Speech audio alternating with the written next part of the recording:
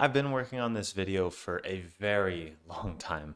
I started this project in before Christmas break, so last year, around like November or December.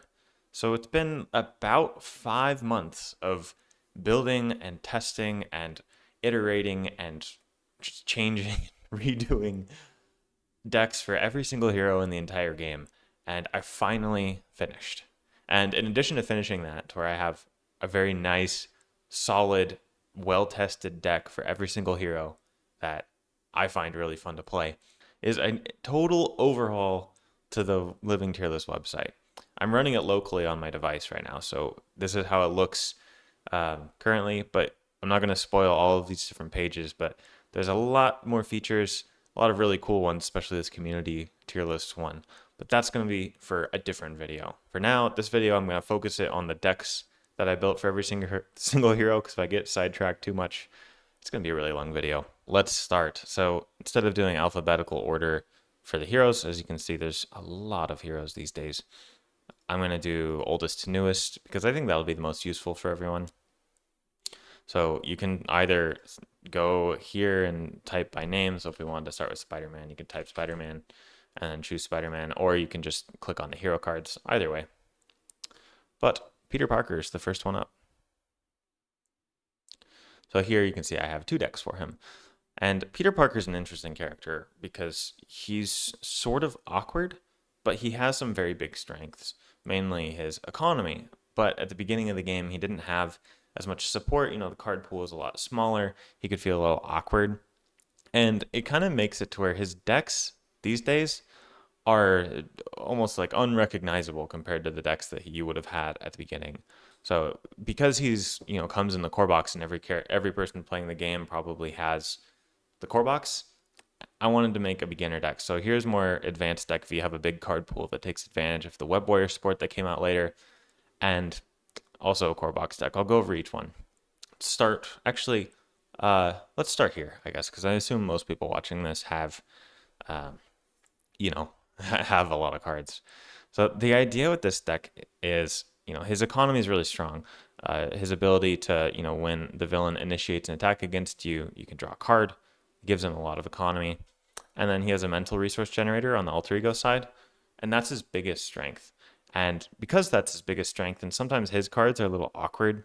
So, like if, for instance, his Spider Tracer, notoriously inconsistent. If there's not a minion, it doesn't work.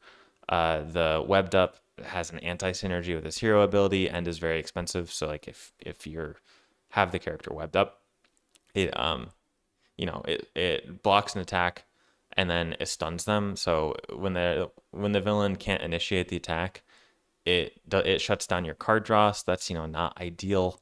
Backflip is really good, but not always super useful. So he has this same thing with this. A lot of his cards can kind of whiff, except for like Aunt May, Black Cat, Swinging Webkick is always good when you need damage.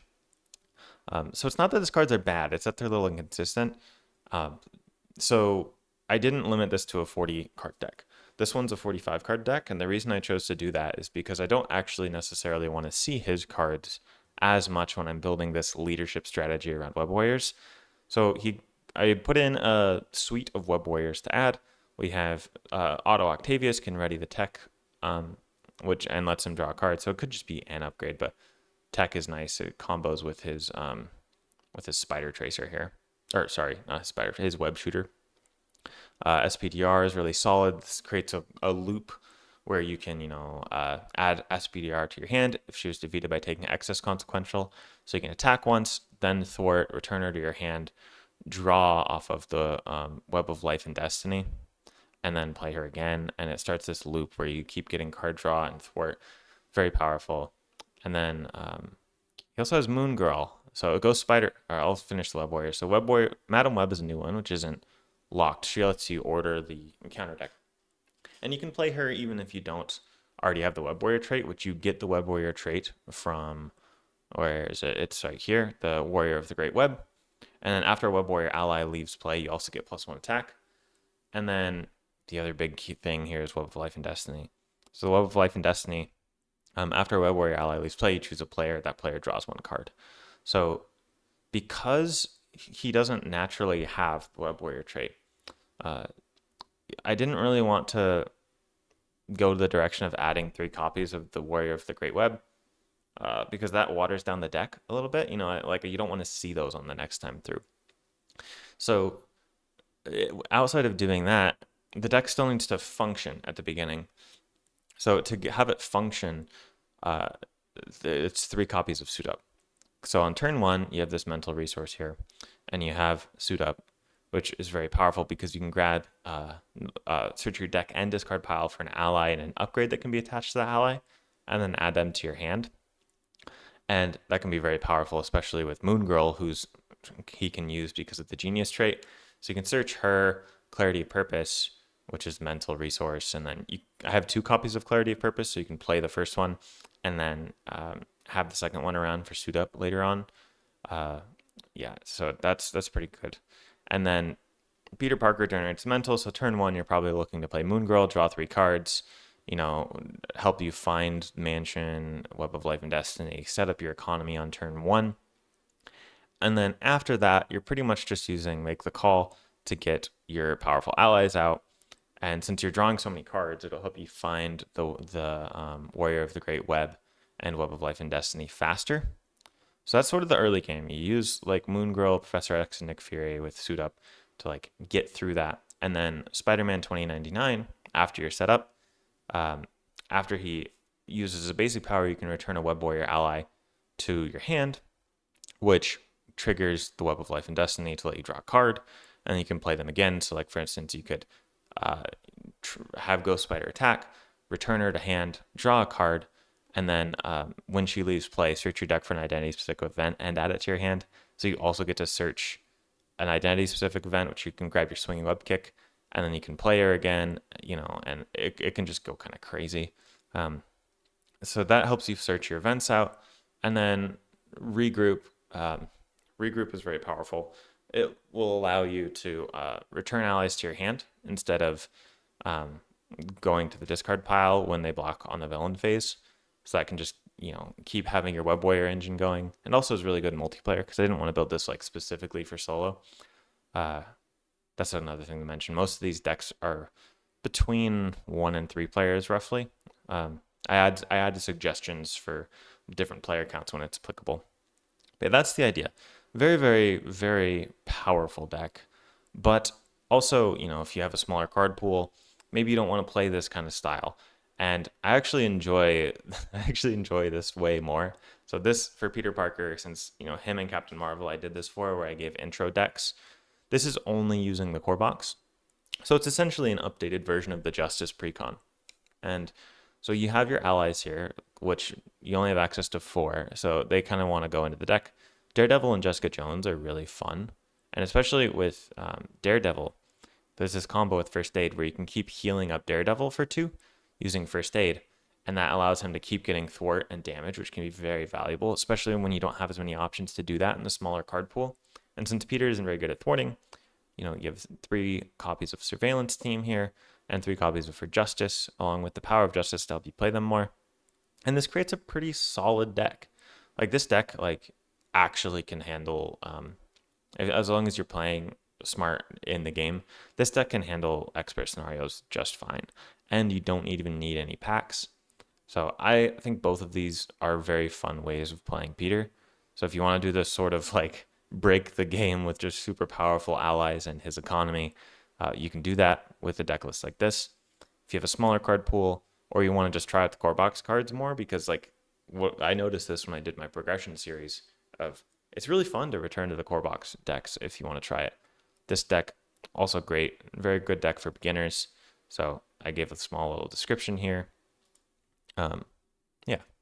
So I think that's enough for Spider-Man. If I spend too much time on every hero, it's gonna go forever. So now on to Captain Marvel. And Captain Marvel is similar to Peter in the sense that her strength is that she has this huge economy. She gets to draw a card, allow any player to draw a card when you're an alter ego. And she's pretty tanky because she has 12 hit points, and you can spend energy to heal 1 and then draw a card. And she has a really good stat line. She has 2 attack, 2 thwart, and her cards are fine. Her hero cards themselves, they're This card's really good. She gets to confuse and it has a 2/2 stat line. Really solid. Even more card draw from Alpha Flight Station. The helmet, if you want to build around Ariel, you can. So that's like an example of, I might add a third deck list later building around Ariel. Cosmic Flight is okay. Energy Channel is pretty solid, but a little awkward because you can only have max 1 per player. And her events, Crisis Introduction, it's fine. And Photonic Blast, it's fine. So none of them are really that great, but they're not bad. And she covers all her bases because she's tanky, she has damage, she has threat removal.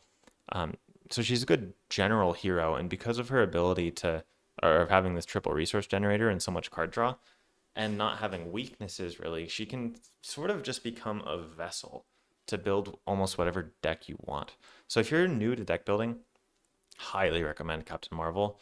And honestly, it feels like almost any idea I come up with, I think, oh, that fits perfect for Captain Marvel. So really, you can just build almost whatever on her.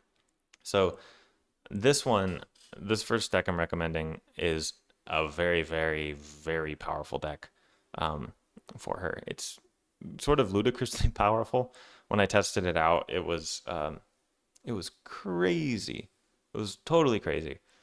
So the idea is you have Beast here and make the call. So Beast, after Beast enters play, you can search for a resource card and add it to your hand. And with her triple resource generator, or triple resource card here, you can add a triple to your hand. So that's just insanely powerful. And then there's this shield support going on. So I have Agent 13, which can ready up the shield supports. So her Alpha Flight Station, as well as the command team, the Cersei, which I added the Cersei mostly for fun and helping out other players because this can really help out other players and she has the economy to spare. So the command team helps her ready up your allies, and lead from the front is fun because it buffs up your allies. So the idea is play your allies. It synergizes with Shield because you have Helicarrier and command team and the Cersei, and then you can really just sort of take over the game like that. And because she has such a high economy, I added Beta Ray Bill in because it's just fun and like you don't often get the option to play Beta Ray Bill. So I wanted to take advantage of that. So like because of her deck building, I thought it made it a little unique. So you don't have to follow the deck list exactly, obviously. So Beta Ray Bill is something you could switch out. But throughout the process of these decks, when there were opportunities to use interesting cards that aren't used as often, I took advantage of that. Also, Mission Leader is pretty fun. It goes with the Soldier trait. So the idea here is you just sort of overpower the villain with your economy, and it's really solid to play. So highly recommend this if you get a chance. And for the beginner deck, a similar idea here of I think Captain Marvel is great at sort of explaining how leadership works in the game because Captain Marvel slots in so well to the aspect with her economy. So it takes every single core box ally. We have Hawkeye, Maria Hill, Vision, Nick Fury, Mockingbird. That's what you have access to. And it sort of just drops all the cards that are less useful and adds in more copies of the cards that are useful. So I have 2 copies of each of these events, which I like adding 2 copies of events like Make the Call because like you'll see 3 a lot of the time. But when the strategy isn't, hinging upon Make the Call, I often like to only add 2. So if the deck doesn't absolutely need 3 to function and it's doing things other than just playing allies out of the discard pile, I like to add 2 because that clears up events. So sort of an idea of like if you aren't looking for the card on your first hand, then you don't necessarily need 3 copies, in my opinion, unless it's just like a key deck component that is required. So here, that's nice because then when you're not really looking to play lead from the front or Make the Call on the first turn, maybe get ready, but not really. It's not pivotal on the first turn. So by adding only 2 of them in, it frees up more space to add in a little bit more variety to your decks, which what that let me do here was add 2 copies of Haymaker, which is an energy resource for her, and also just a little bit of extra damage because sometimes she can feel like she wishes she had a couple more sources of damage for minions and things like that. And then a couple upgrades, and yeah, pretty solid. So this one's not so crazy. And I know what you're thinking. It might be like, oh, so many leadership decks. I promise they're not all leadership decks. It's just these two heroes are very similar and they both really like leadership. On Iron Man. Now, Iron Man is a character who has changed a ton throughout the course of the game.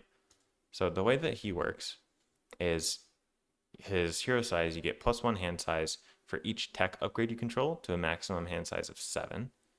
But his base hand size is only 1. So, if you only have 1 hand size, you're probably going to lose the game. So he can be really awkward. Uh, on his alter ego side, you have a really powerful ability called Futurist. It lets you look at the top 3 cards of your deck and add 1 to your hand and discard the others.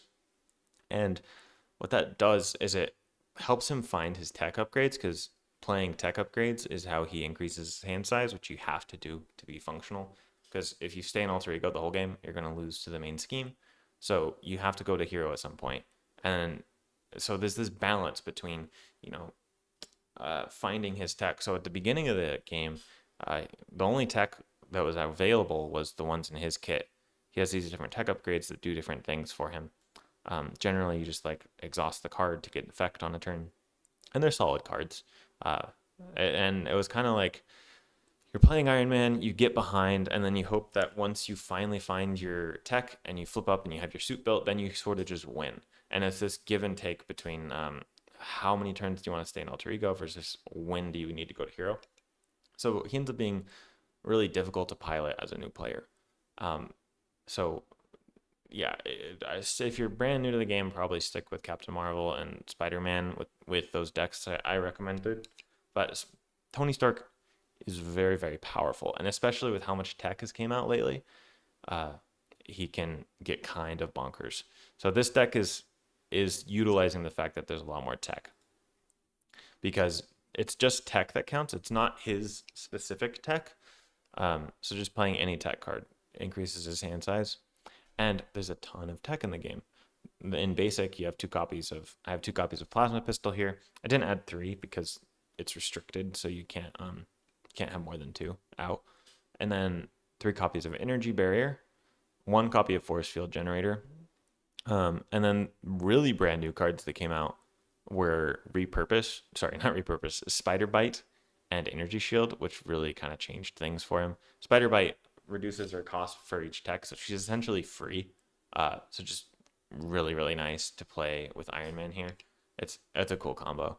And then Brother Voodoo helps find event cards. So the event you're looking for is Repurpose, because you can repurpose your tech.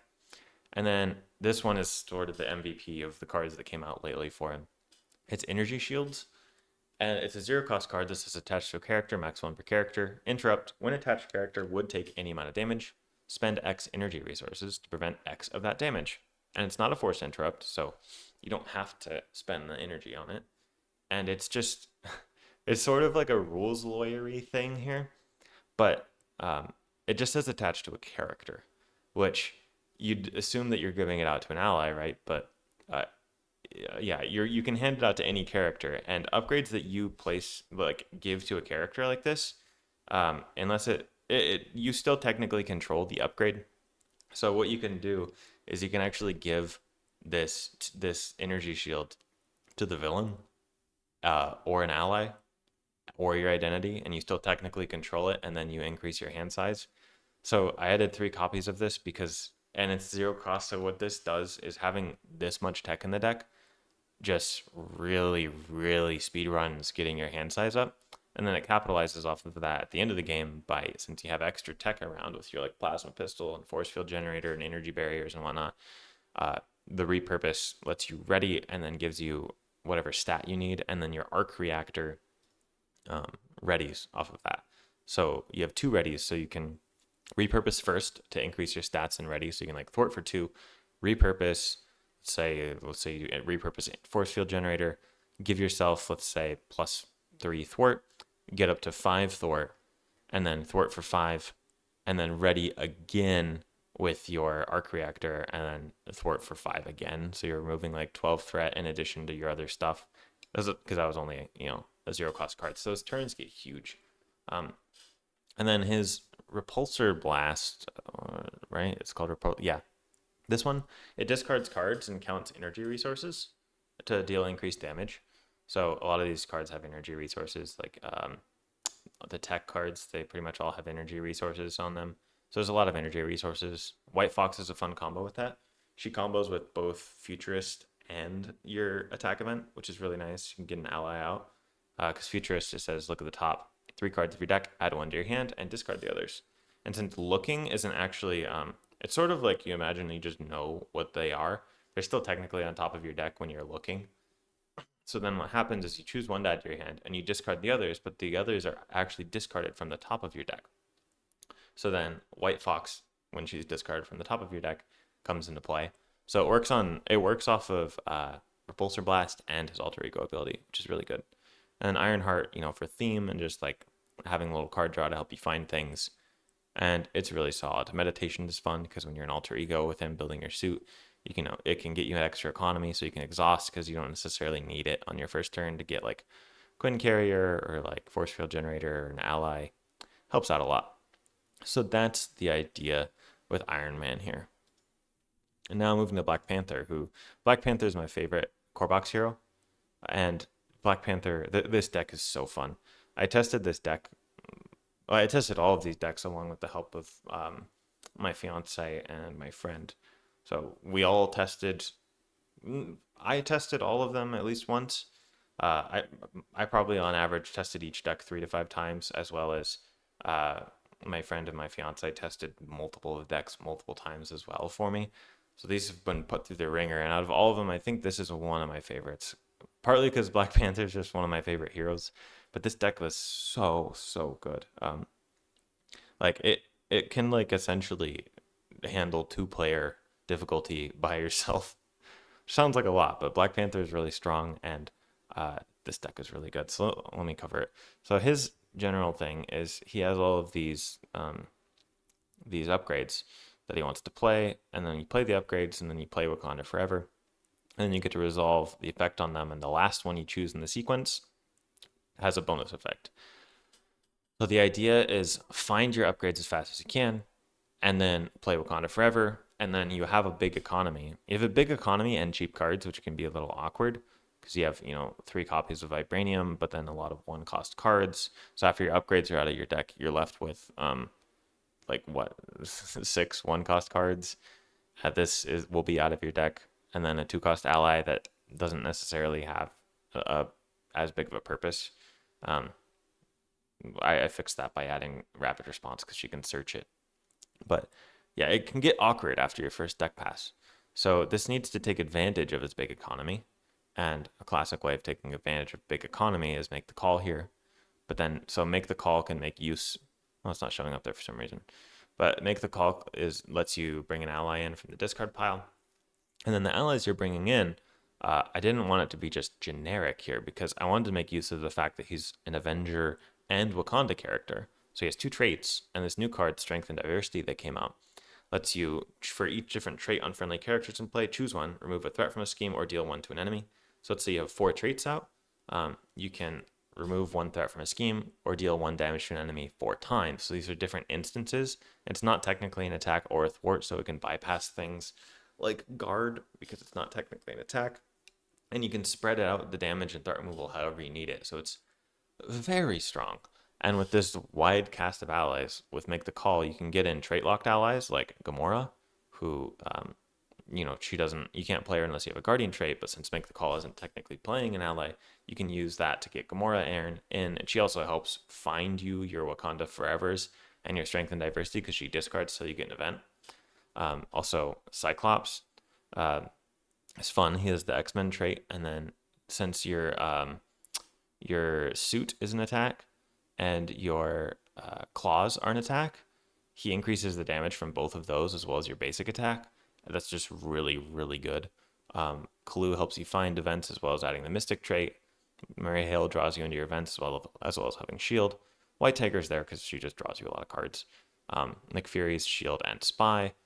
Ghost Spider does a similar thing to Gamora, but is a web warrior. And it's just, once this gets going, you pretty much just like wreck the villain. And it's so fun. Like having Cyclops come into play, playing Wakanda Forever, is so satisfying and fun. I added resource reserve. Um, I would probably cut it in solo in favor of like another ally or something if you're trying to like hyper optimize it. But because you have so much excess economy at the end of the game, with Black Panther, because he has access to like Quinn Carrier as well as the Golden City, which draws him 2 cards. You just have like a lot of extra resources. You can, add Vibranium under here and then give it to another player that can help them out. Like you can help the lower economy heroes out. This deck is very fun. Call for Aid sets up the combos really well because you can get the Avenger ally, and that gets the allies into your discard pile for make the call. It's just really, really solid. I love this deck, and I really like playing Black Panther. And yeah, I did a little bit more of a write up here because there's more combos in here. So it's not like, yeah, the deck descriptions vary in length and detail. Yeah, highly recommend this Black Panther deck. And then She-Hulk. So She-Hulk's a character that I didn't like for the longest time. Um, yeah, I really, really didn't like playing She-Hulk when she first came out, or when I just had the core box.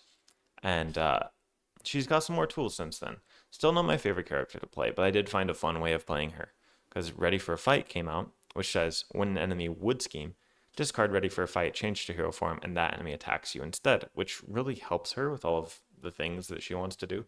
So what she wants to do is she has response of after you change to this form, deal 2 damage to an enemy, and this interrupt, when threat would be placed on a scheme, prevent 1 of that threat. So ideally, she wants to be flipping every single turn because she has 6 hand size and alter ego, 4 in hero. So in addition to getting more cards by flipping by getting 6 in alter ego instead of 4, you also get to trigger both your response and your interrupt, and that's very good. That's what she wants to do. She wants to flip all the time, and unless you have a bigger card pool, it's really hard to make that work. But Ready for a Fight helps so much because it allows you to go to Alter Ego, draw up to 6 cards, use Ready for a Fight. Main scheme threat gets placed on the main scheme. You prevent 1 of it. The villain would scheme, but then when the enemy would scheme, you discard Ready for a Fight instead. You change to hero form. You change to hero form, which triggers the 2 damage to an enemy, and it attacks you instead. You have a lot of health. You have a lot of recovery. Especially since I added recuperation in here to like help you heal up faster. So you'll have a lot of health. You'll have more cards. You'll get to trigger your interrupts more, and then you get to repeat it again because that doesn't count towards your 1 per turn form change. So you can flip down to Alter Ego again after that and get more cards again. So it's just really, really good. So protection though doesn't really synergize that well for her. So I had to find a way of making it work. Putting her in protection. So the idea here was she needs help thwarting because she doesn't have very much thwarting. So I did that through getting allies. So Professor X, because it's 3 threat removal and a confuse, so you can flip down easier. And then Mockingbird, the stunning thing I'll talk about later. Grant Ward, cheap ally with 2 threat removal. Daredevil, cheap ally with 2 threat removal, stunning, and then Rogue can touch a character, gain their traits, and then gain their traits and increase your stats. So she's just a fun card to add in. So you have threat removal from your allies, as well as you get to the threat removal from here, and then hopefully with Ready for a Fight, you don't have to actually let the villain scheme so much. So that kind of solves that. So I'm trying to make use of that, of the flipping, by having Ready to Rumble, endurance. So what that does is end downtime. So you're going to increase your recovery stat. You have recuperation as well, and endurance. So the idea is you can actually heal a ton.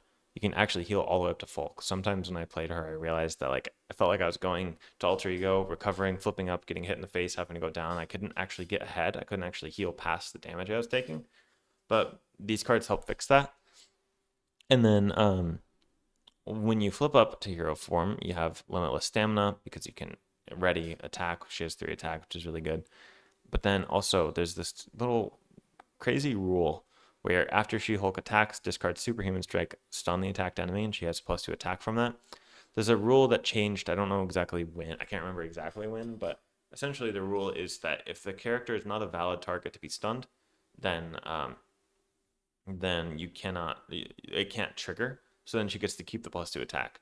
So the idea is to keep the characters stunned.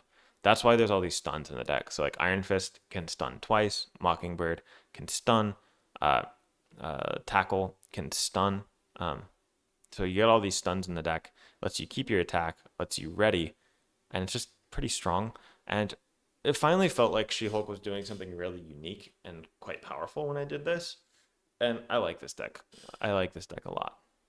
So give this a shot if you've ever played She-Hulk and not had that great of a time. I had to take a small break because talking too much too quickly makes me tired. I need a break to like catch my breath sometimes.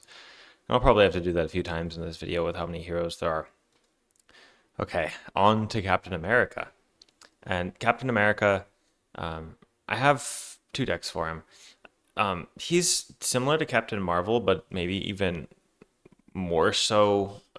Just you can slap on whatever deck you want to him, and it just works because he doesn't have any weaknesses in his kit, and he can kind of do everything. Like honestly, I other than things that are trait locked where he can't play it, it's really hard to think of a deck that Captain America can't use.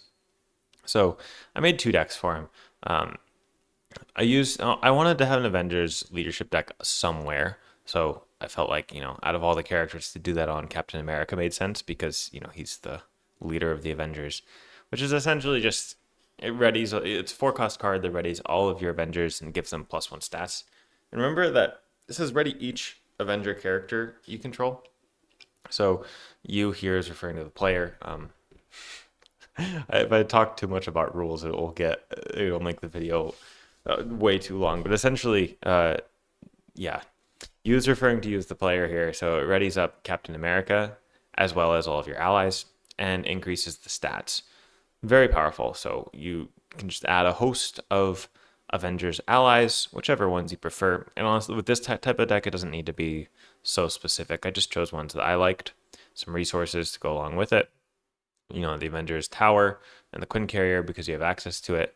The Mighty Avengers Team card because it adds +1 to the Avengers. Team Training to give, since Captain America doesn't need the allies to block because he has his 3 defense with his shield and like good health. Yeah, you can make use of the Team Training. Sometimes you can't, like for that heroes that need the allies to block for them to survive. You don't really want to use Team Training because it's just like a waste of a card. But when you don't need the allies to survive, and you can survive on your own, Team Training can be useful. And then Mission Leader. And so this is a really simple deck. It's pretty much just a standard Avengers leadership deck where Captain America is the vessel for it. But I didn't want to only do that, so I have this basic attack card here, which is still like a theme deck in the sense that, it's Captain America, he's a soldier, so it's like the idea is I'm using Boot Camp to increase the stats of each ally, adding in a bunch of different Avengers allies to get the stat boost from Boot Camp, the Tower and Mansion because that goes well with it. Since there's Avengers allies, you can make use of Earth's mightiest heroes to ready Captain America again. So since he can ready normally, and this gives you other readies, increasing his basic attack stat is really good. So you can just, so I'm increasing his stats, so he gets +1, +2, and after you play an attack event, +3, and this can work on 1 attack per turn.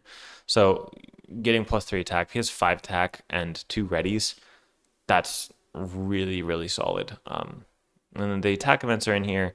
Just Clobber is here because you can play it and it returns to your hand, so you could save it for next turn if you want. The idea is to just trigger Fluid Motion more reliably with having Clobber and a couple other attack events. Also ways to spend your power of aggression. Just a really solid deck. Yeah, Captain America feels like, honestly, if you're building Captain America decks, you can just throw in stat upgrades in any aspect, and he's gonna work great with it because of his readies. So I felt, yeah. So you can take a similar idea, grab all the +1 to your stat upgrades, throw them in, it'll work. So here's two examples of fun decks for him that are powerful and on theme. Okay, and now Miss Marvel. No, Miss Marvel, I feel she's just Yeah, she's one of those characters where she has so many combos available to her. Or after you play an attack for a defense event, you can exhaust her to return that event to your hand. So you can go really whatever way you want here. This deck specifically is sort of like a like 2 to 3 player ish solo thwarter deck with the idea of using her or what's it called, the shrink. Yeah, exhaust shrink, increase the amount of threat removes by 2. Shrink combined with 3 steps ahead, so you can remove 2 for each resource you pay.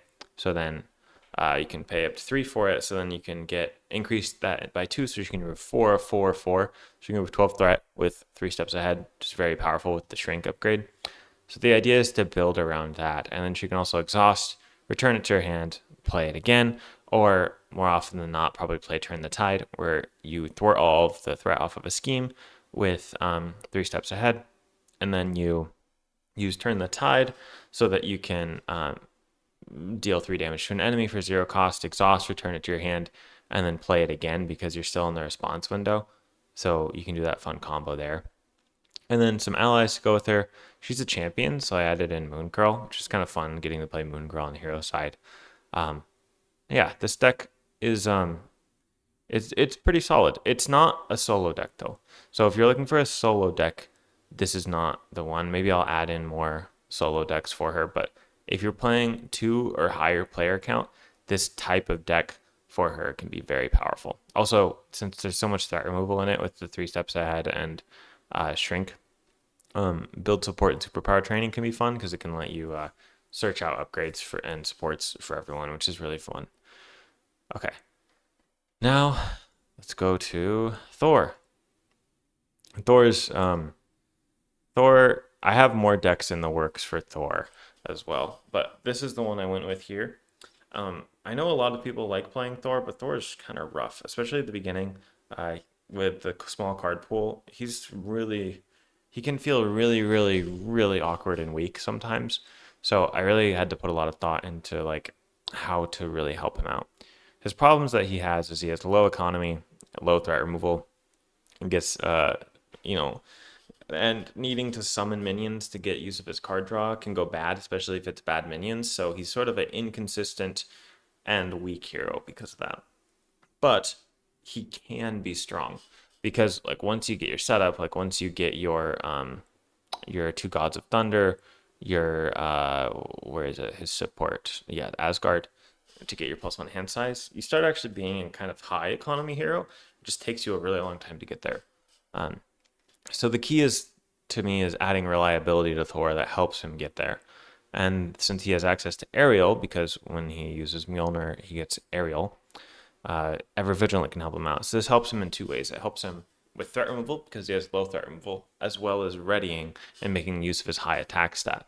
So it does that in both ways, as well as with protection, we get access to Come Get Me Bub, another way of summoning minions for him, and it lets him heal 3 and get a tough, so it gives him more survivability. And then some allies to help him out here. Multiple Man, I really like Multiple Man. Multiple Man, he can come into play. He can thwart 3, and then you can block for 3 rounds.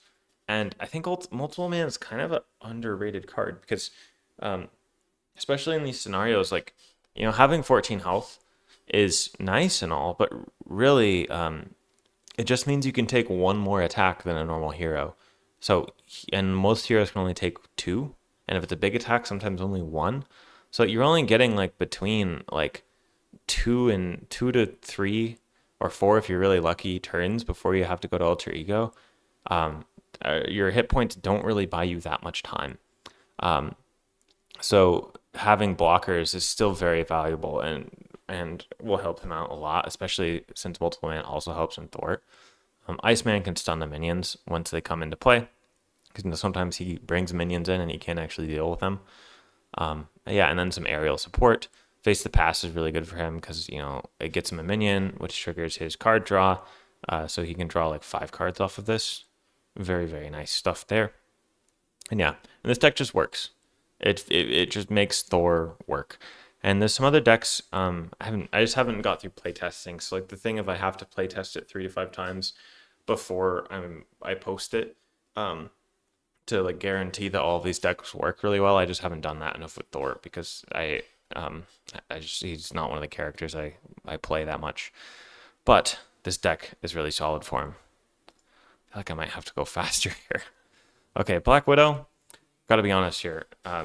She not honest, but just Black Widow is she's a hero that I just really haven't enjoyed that much like the whole time.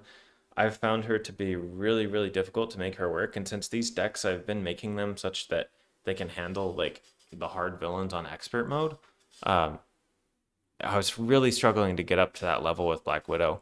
So what I ended up doing was, maybe not the most interesting way to play her, but a way that worked. Because I tried building some other decks for her that just didn't sort of work out. So I was like, okay, I think I just got to break down and do it. And I used rapid response here because rapid response is a preparation that synergizes with her. And I feel like she just really needs the help. Like I've struggled with her quite a bit to bring her up to the power level of other heroes when with good decks. Maybe it's just a me thing, but I don't tend to think it is. But I guess we'll see when the community tier list gets going. But the idea here is you use rapid response to bring in your allies because the allies can help her with what she struggles with. So then Avenge Me is a new card that also gets her a little bit more card draw off of it. And it just works. It's not really the craziest thing. Like I'm making use of practice plan, which is new. So it's really just use practice plan to synergize with her preparations that come in her kit, and then throw in another preparation, and then use leadership to sort of bring up the power level so that she can handle the more difficult scenarios and keep up with the other heroes around. Okay, and now on to Doctor Strange. Doctor Strange is one of my favorite heroes. Um, yeah, I have two here. So this one is just a leadership deck that is just because Doctor Strange is like in that category of characters that people are wondering if they're like one of the stronger heroes in the game. So I wanted to make sure that I had a deck that was like very strong for him. It makes use of the Mystic support, like with Blood Gem, Sorcerer Supreme, and the three basic spells, and then the Spiritual Meditation, which is very, very good, and then some allies that are useful. It's really more. This deck is less. This one's really just going for being a very powerful and consistent deck. I tested it against Ronan, and how many times I can't remember how many times I tested it against Ronan, but I tested the deck multiple times and I defeated Ronan with it, and I got a really bad turn. I described it here because it was a game like Ronan ends up being like the games where you get Fanaticism, which is his toughest card, are the really tough to win. And I got Fanaticism as well as not getting Winds of a Tomb, which is his let me check his hero cards out. Oh, I gotta fix that bug. But yeah, I gotta find a way to get the what's it called, the invocation deck on the site. Hopefully that'll be live soon. But Winds of a Tomb is the one that lets him draw 3 cards. Which is kind of part of what makes him so strong, is getting those turn 1 3 card draws. So since I didn't get Winds of a Tomb and I got Fanaticism, and I still got a win against the hardest villain in the game, I was like, okay, that seems good enough. Goal achieved. So if you're looking to just play a very strong deck, this works. It works quite well. And this one is more of a fun way of playing him, to me at least. I really like this. I like playing Doctor Strange in more of a support role where I can just make sure that the other heroes can live. So like especially in like 3 and 4 player games, I like playing Doctor Strange because handing out all those tough status cards really help people like it keeps them alive, and like switching someone's stunned to a tough just feels so good. And it lets Doctor Strange be very powerful, but in a way that empowers the people you're playing with instead of taking over the show for like everyone, like in a way that Star-Lord would just like one shot the villain. With this type of deck, the goal is to just heal up your allies, keep them alive, and play your invocations, and sort of make up for whatever your allies are struggling with. So it has Med Team, Dr. Sinclair, the Night Nurse, as well as his invocation, invocations that help people out, but giving them tough status cards and switching them from having other debuffs to like also being tough. So then this Black Widow here and Brother Voodoo, and multiple man are just really powerful. Multiple man helps him with the one that gives him the 3 tough status cards. I wish I had it up, but it gives him targets for that. So if you're playing in solo or like 2-player, you might not have 3 targets for tough status cards, but multiple man helps with that. And then Brother Voodoo helps you find your events. He's also a mystic, and this deck just works. It works really well, and it's fun, and it keeps everyone alive, having a good time. So if you're looking to just like play a very powerful deck, go for this one. If you want to play a supportive role, which is my favorite way of playing him, go for this one. Okay, and now Hulk. So Hulk is an interesting case. So with some of the heroes like Hulk and Black Widow and I think maybe, yeah, I don't know. I'll get there when I get there.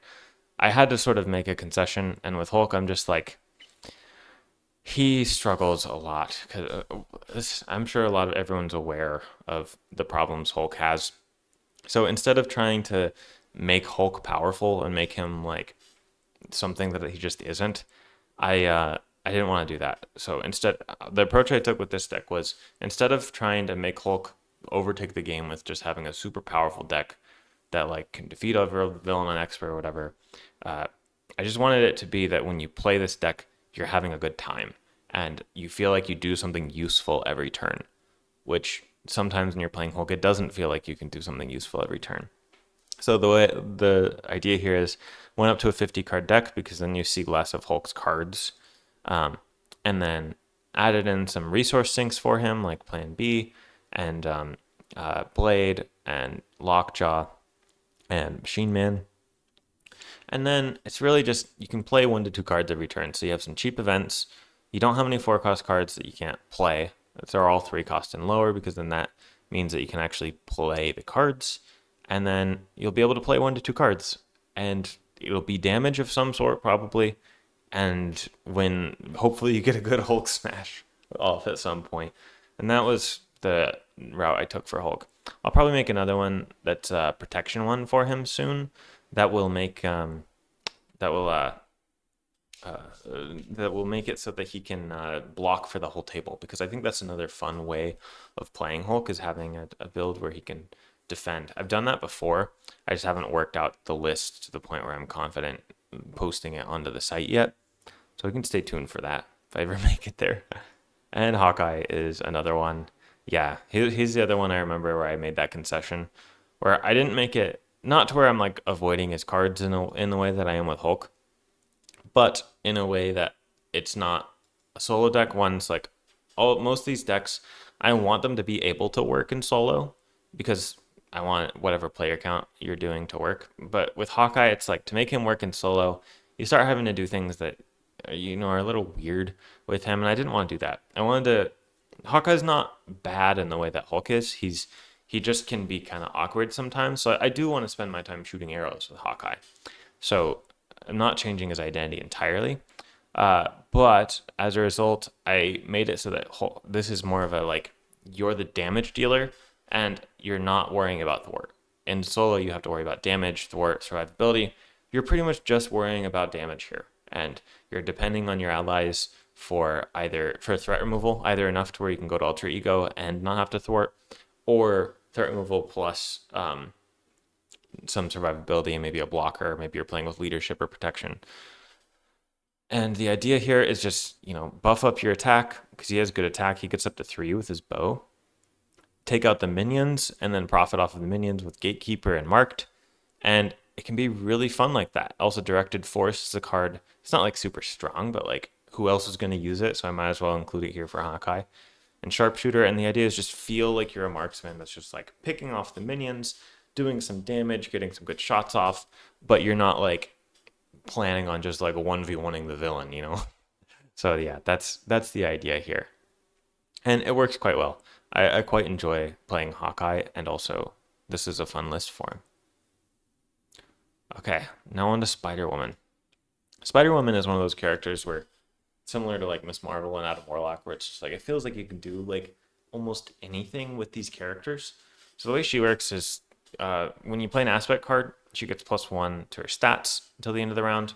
And then she can include equal numbers from different aspects. So here I chose justice and leadership, and you have to include an equal number, so I have 11 of each. And my idea was like, okay, she's increasing her stats, so I want to buff up her stats even more, and ready off of it was the main idea here. So there's heroic conditioning, heroic intuition, that brings her stats up, as well as some cheap cards so you can just play them and then get your bonus. So it's cheap events, some allies that have combos like Cyclops is really good because you can ready up with her cards. Kalu can help you find more cheap events to play. Maria Hill just draws you a card. Squirrel Girl is situationally pretty strong. And with that setup, the idea is just play some cheap cards, buff up your stats, ready a bunch. And I also did add the Agent Coulson Rapid Response combo, which is fun. Like Rapid Response is a preparation, and Agent Coulson searches that preparation. So you can do this sort of loop where Agent Coulson searches Rapid Response, and you can just always have Agent Coulson around, and it's fun doing that. And so I wanted to add one sort of fun like combo thing, but this is more so just a more straightforward version of Spider-Woman deck that just works. Okay, now on to Ant-Man. Ant-Man, the idea I wanted to do for him was he has a lot of setup. So like, he has his army of ants, he has his helmet that he really wants, and then he has these other upgrades too. And characters that have all these upgrades that they want to play, I tend to like putting them in Justice because that allows you to sort of stall out the game long enough to where you can see them, as well as Justice has a lot of card draw. So that's the idea, is it's just a pretty simple deck where you're just in 2-player, you're like the primary thwarter. You change forms a lot, so you can use Lay Down the Law. One way or another helps you draw to like find those upgrades. And then you can just do a lot of threat removal to buy time for yourself to stall, find your upgrades, and then play Ant-Man's strategy, as well as build support and superpower training here so you can, finish those and then search out what you need. And it's not really that complicated. It just works, and I feel like it fits Ant-Man quite well. Okay, now Wasp, the other giant and tiny hero. So Wasp says after Wasp or an event you play, which is just a reminder because events you play are considered to be done by your identity, defeats a minion or side scheme, deal 1 damage to the villain.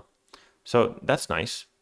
And then on the Nadia Van Dyne sign, shuffle up to 2 cards with a printed mental resource from your discard pile into your deck, which that's really, really powerful because there's a tendency to where mental resources tend to be very, very strong. And for this, since I'd already published a deck that I really liked, I just linked it here because this is a really, really fun and powerful deck and it just works super well. So if you want to see the full write-up on this one, just go to that link. But the idea here is, if you'll notice, Professor X, Nick Fury, Moon Girl, and Ironheart are all mental resources, along with Monica Chang, who is also really powerful, as well as, Clear the Area, Lay Down the Law in one way or another are all mentals, all super good cards. So you can just shuffle those into your deck and then keep recycling these really powerful allies. My favorite one to do is Monica Chang and just build up a surveillance team. Having 3 surveillance teams out with like 5 counters is just so powerful. Like it's really fun. It's like out of all the allies to choose, my preference is Monica Chang just because I find it to be the most fun. But yeah, you can just go to Alter Ego, make use of all of this, flip up, do a lot of threat removal, and a very, very powerful deck. Okay, and then Quicksilver. And Quicksilver, he's another character. I find him, it's funny because like I got to the game really late. I didn't start playing till Next Evolution. And from my understanding, Quicksilver used to be a character that people thought was really powerful, but I never felt that way. I always thought he was like one of the weakest characters I'd ever played. And it seems like people have sort of not necessarily agree that he's one of the weakest, but that he's not really all that powerful, primarily because he's not powerful until he gets all of his upgrades. He has like 4 upgrades. He needs to buff up his stats, so you also want to add aspect upgrades, and he doesn't have like card draw built into his kit, so it takes him a really long time to do that. So it just ends up being that you spend so long trying to set up to get to your powerful state, which admittedly is very powerful. But by the time you've done that, Other heroes probably could have like almost won the game by then. So that's sort of the downside. So like Ant-Man, a similar idea here is if I'm going to buff up one of his stats and have him ready over and over again, I'm going to choose Justice because that will buy him time so that he can actually build up and actually make it to the his end state by stalling the game by thwarting. And that's heroic conditioning, heroic intuition gets him up to 3, and then plus his other one that he has, I can't remember the name of it.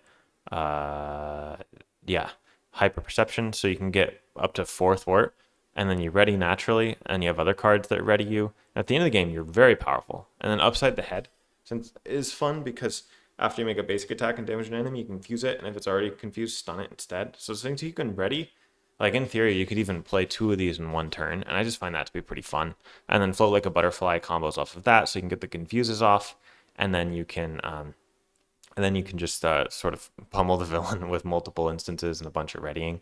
And also Civic Duty and Adrenaline Rush, you know, more of these types of cards that like really struggle to find a place, but with Quicksilver they make a lot of sense.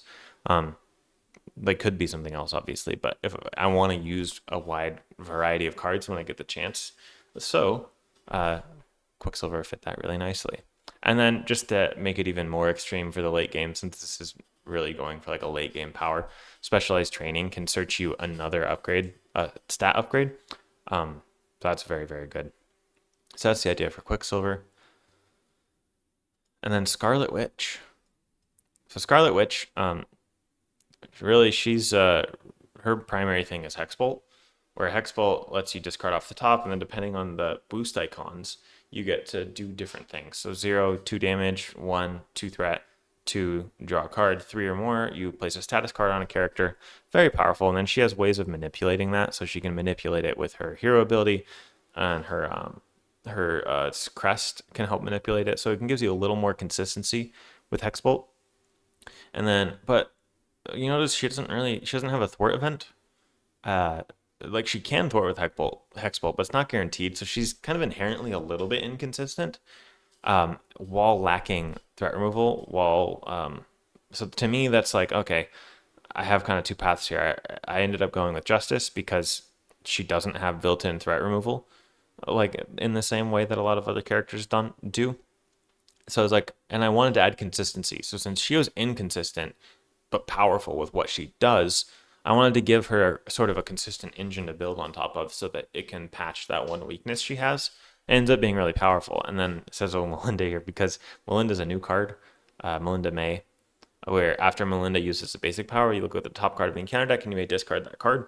And I really liked that because it's a shield card that lets you also look at the top card, so it can help you add consistency to Hexbolt. So having that sort of dovetailed me into a shield build, because shield builds are some of the most consistent outputs in the game, you know, with Surveillance Team and the allies and Monica Chang and Agent 13 and all that. So it's a pretty standard shield build. It's like with also the Mystic support with basic spell, and all of this brings a lot of consistency to her deck that I find helps her out a lot, and this deck is pretty fun to play. So give that a chance. And yeah, there we go. That's all the way through wave 1.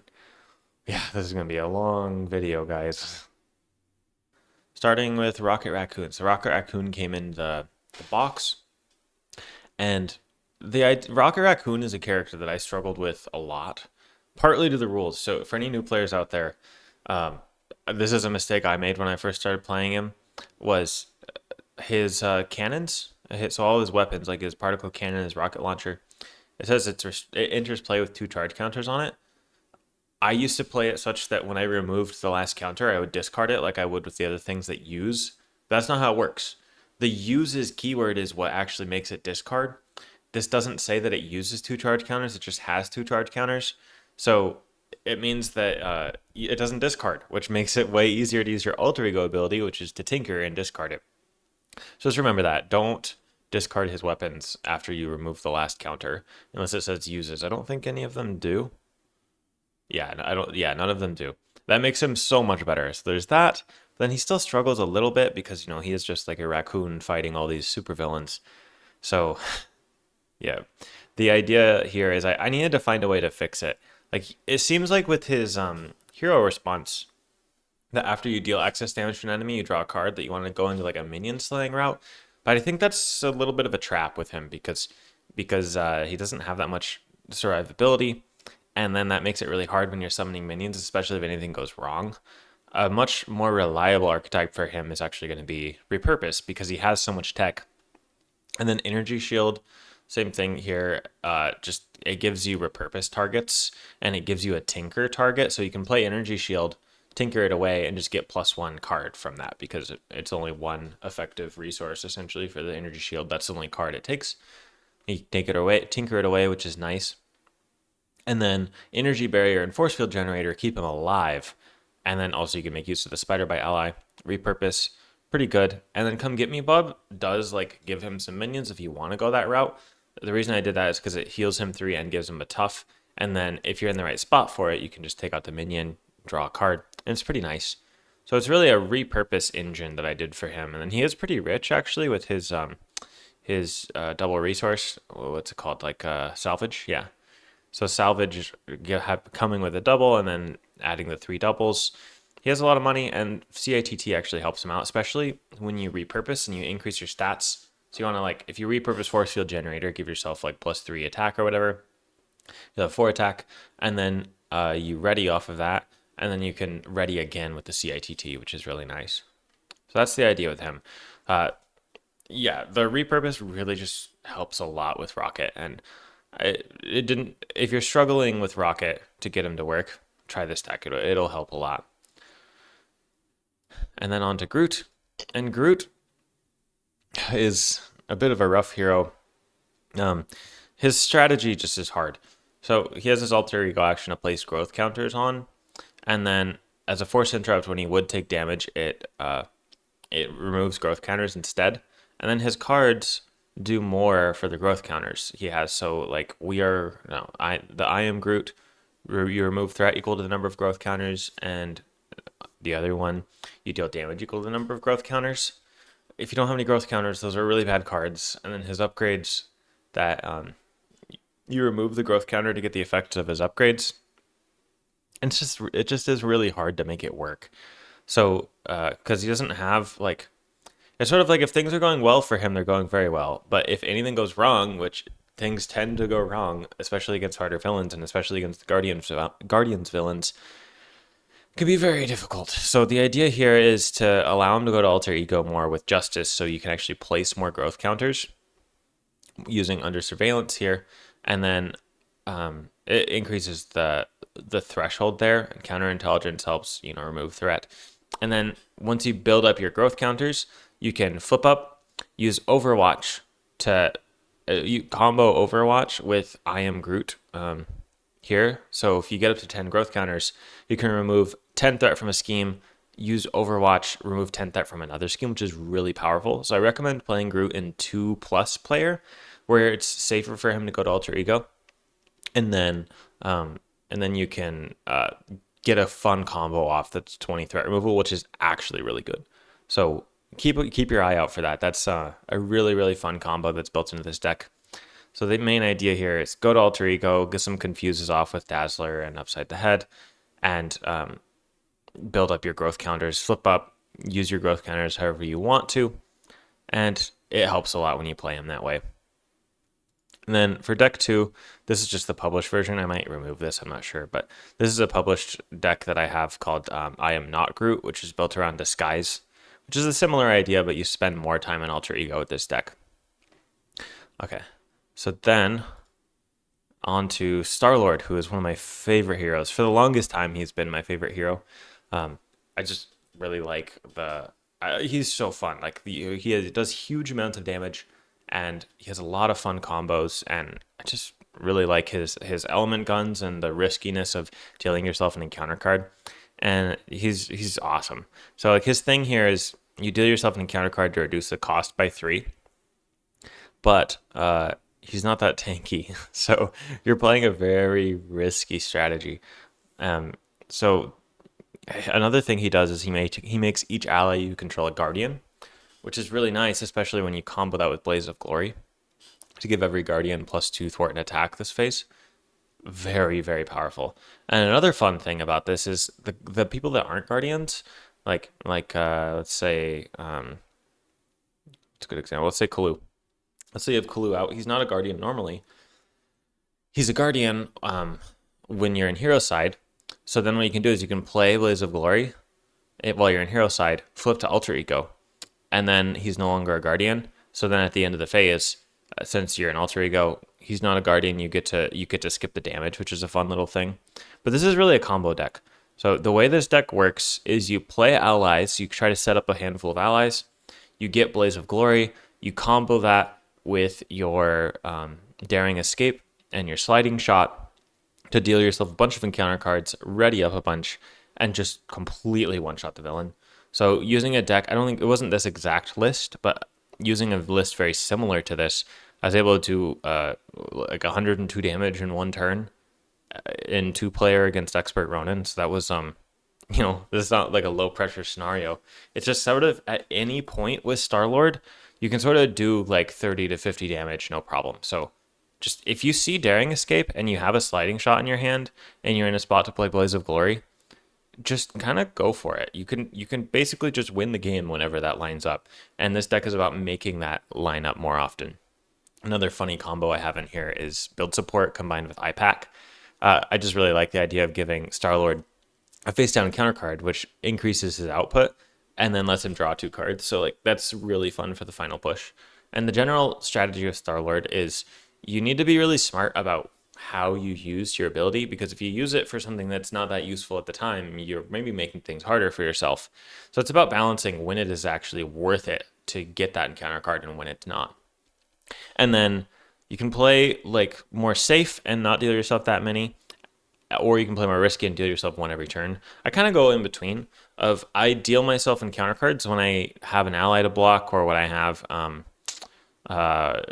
what's his card called? It's like the Milano, not the Milano, Bad Boy. Yeah, because this card is so powerful, it lets you change the alter ego form and draw 2 cards instead of taking the damage.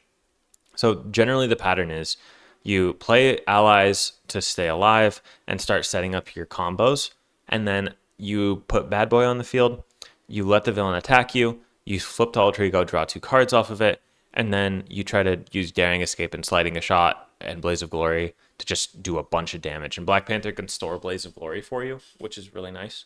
And yeah, I can't compliment Star-Lord in this deck enough. I've played this deck multiple times, and not just this deck, not this exact version every time. I played this version quite a few times, but this archetype for Star-Lord is so good.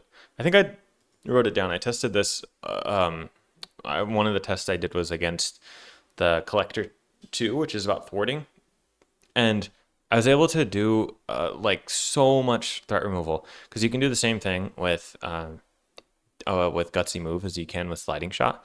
And I was able to deal myself so many cards. Yeah, here, I kept track of it. I was able to do 62 thwarting in one turn. And that's just crazy. And then with damage, it goes even higher. So once you get used to playing this type of deck, it just goes crazy. Do not underestimate Star-Lord. And Gamora. So Gamora is very different from Star-Lord. So instead of building up to have like this crescendo of damage, she essentially just does a little bit every turn. So her thing here is after you play an attack event, you get to remove a threat from a scheme, and after you play a thwart event, you get to deal damage. So you want to play an attack event and a thwart event every turn. And then in Alter Ego, you get this ability that lets you include attack and thwart events other than from the chosen aspect. So you can do some fancy builds with her. And I was wanting to do something unique with her. And you notice that this limit here is once per phase. So the idea with this deck, since I wanted to do something unique with Gamora instead of just doing a very standard deck, is to try to trigger it on both phases. So the idea with that is you have Jocasta, which can store a defense event, which has a built-in way of cross counter. Cross counter you can play on the villain phase. It's really good. You get to prevent 3 damage and then deal damage and remove a threat from a scheme. And since it's attack and thwart and defense, the defense doesn't matter for this, but since it's an attack and thwart event, you get to trigger finesse and precision on here, which is very nice. So it's sort of leaning more into that. So I wanted to find other ways of doing that on the villain phase with cards like Powerful Punch and First Hit and Warpath. He lets you, this is a little more niche, but it does work, where he lets you play an event with a hero action ability from your hand, which can help you trigger the finesse and precision. So that's the general idea. And then while you're doing that, you can profit off of Change of Fortune. So you can take out a minion, draw some cards off of it, still have a good turn, and just some other cheap cards. So Infiltration is a thwart event that's really cheap. It can get you 5 threat removal for 1 cost, trigger your trigger precision off of that, and then once you get the minion, you can take it out with Powerful Punch or Cross Counter or something on the villain phase to draw with Change of Fortune, and it works. It works pretty nice. I also added Multi-Talented in here because she has wild resource generators for events, and I just like Multi-Talented. It's an attack and a thwart, so it can get that off for her as well as heal her a little bit. So I really like this deck. It's sort of a more one of the more experimental decks that's on here, because like you can play her in a much more straightforward way, but this I wanted to do something special for her, and I'll probably add more decks like this to over time. Okay, and then Drax is a strange hero because he is so powerful, but he's also so awful all at the same time, because his strategy is he just takes hits to the face. After the villain attacks him, he places a vengeance counter, and you can get up to 3. And then you get +1 attack for each vengeance counter. And then all of his cards get better the more attack you have. So like his Knife Leap reduces its cost for each attack. So he needs to build up to that strategy, but having to get just take damage to get there, and it takes a long time because you have to take 3 attacks to get to max strength. It takes so long, and he only has 4 hand size. So some games when you play Drax, you're just gonna lose, and it's fine. It'll just happen. And Dweethite Mastery, after he makes a basic attack, you draw a card, which is crazy. It's probably his best card that he has, but he only has 1 copy of it. It doesn't have a way of searching it, so it's just really rough. So I was trying to find a way of unlocking Drax's strengths and making him more consistent, because that's what he struggles with. And luckily it worked. Like, this deck tested it many times, and it's really solid. So the idea is you have multiple man here, not to block free, because you do have to take the attack to get his counter, but after you've taken the attacks, the multiple men can start blocking for you. But the other thing this does is it thins his deck. So you'll see you can mulligan. You want to mulligan for Dweethite Mastery, so you can get through 12 cards. You can see up to 12 cards there. You can find a multiple man doing that pretty consistently. Then you can play multiple man, get 2 more cards out of your deck, and just really thin your deck and get to those cards. And then after you've built up your counters, you're going to be low health, and you're going to need a way to survive. So the blocks from multiple men help there. They also give you threat removal, and then your energy barrier and force field generators can start kicking in to help you, and then you can repurpose that as well. So this deck works really well. It patches up his weaknesses, and you can do 50 damage or so with this deck pretty reliably once you're set up. Drax is actually very, very powerful once he's set up. It's just he doesn't often make it there. But this deck does help him get there and get there quickly. So I do recommend this one.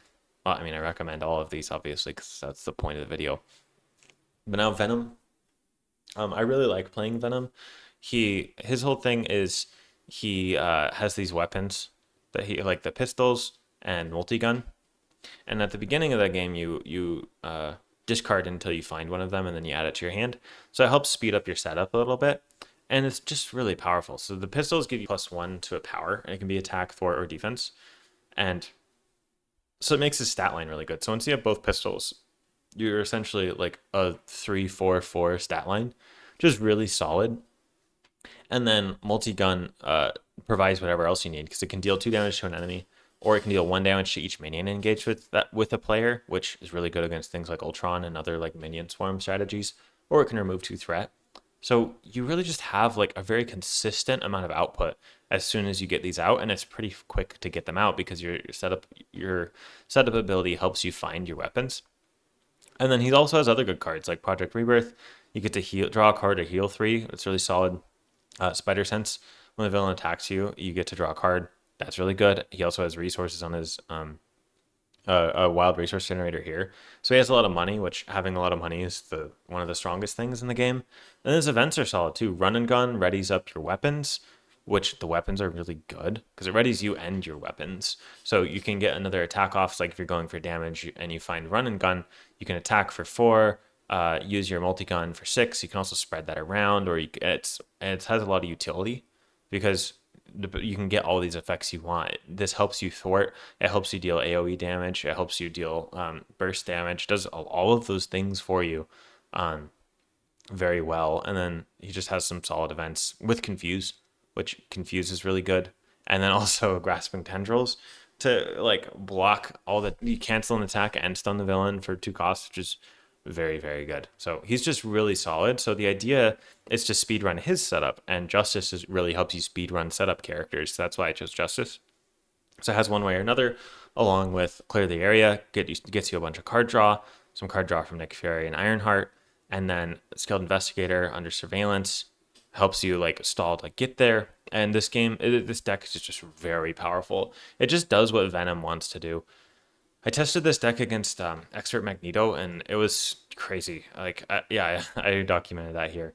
Essentially, it was like Magneto wasn't even there. It was just by like turn 2, 1 or 2. It was just over, and like Magneto couldn't do anything the rest of the time, just because Venom just like overpowered him with his stuff. So you don't really have to reinvent the wheel here with Venom. Just play Venom stuff, and he's very solid. Okay, and then Spectrum. I really like Spectrum. So my fiance Paulina, this is her favorite character, or at least it was. Like we started out off on Mad Titan's Shadow, and I was playing Adam Warlock a bunch because he was one of my favorite characters from the comics. So I was really excited to play him. And then she was playing Spectrum, and we just went through the whole box together. And she started deck building for Spectrum, and I started deck building for Adam Warlock. And that was our like introduction to the game, essentially. And Spectrum is unfortunately not very many people like her, but I was using this as an opportunity to build a really interesting deck for her. So this I wanted to use this since she has. Okay, let me go over her cards first. I feel like it's a little underlooked how much resources she has because she has 2 energy duplications. She has 2 resource generators. And then she can get +2 to any stat line, so she can have 3 of any stat. And what that lets you do is you can just be in whatever form it is. So instead of trying to change every turn your form, you don't necessarily want to do that. So like with this aggression list, since you have a lot of damage coming, you probably want to stay in your thwarting form, which also is a mental resource, which the energy duplication generates the resource that's on here. So it generates mentals. So I'm like, okay, I'm generating mental resources. So then, and I have a lot of thwart if I stay in that form. So then I was like, okay, I can do aggression with a fun like hone technique build. And I wanted to find one character to do hone technique in. She's also printed Ariel. So then I was like, okay, this is going to be a hone technique dive bomb deck. So it's a hone technique dive bomb with, just a ton of attack events to prop it off of that, along with no quarter, which helps you add a bunch of cards to your hand because you discard for the excess damage. And you can do a lot of excess damage here. So this deck is just really solid. The idea, go into Photon form and then use that for your threat removal, get a bunch of damage out of your events. You can hone technique, dive bomb your way to victory at any player count, and this is really solid. I'll build some more Spectrum decks because she is sort of a slept on hero. She's really solid.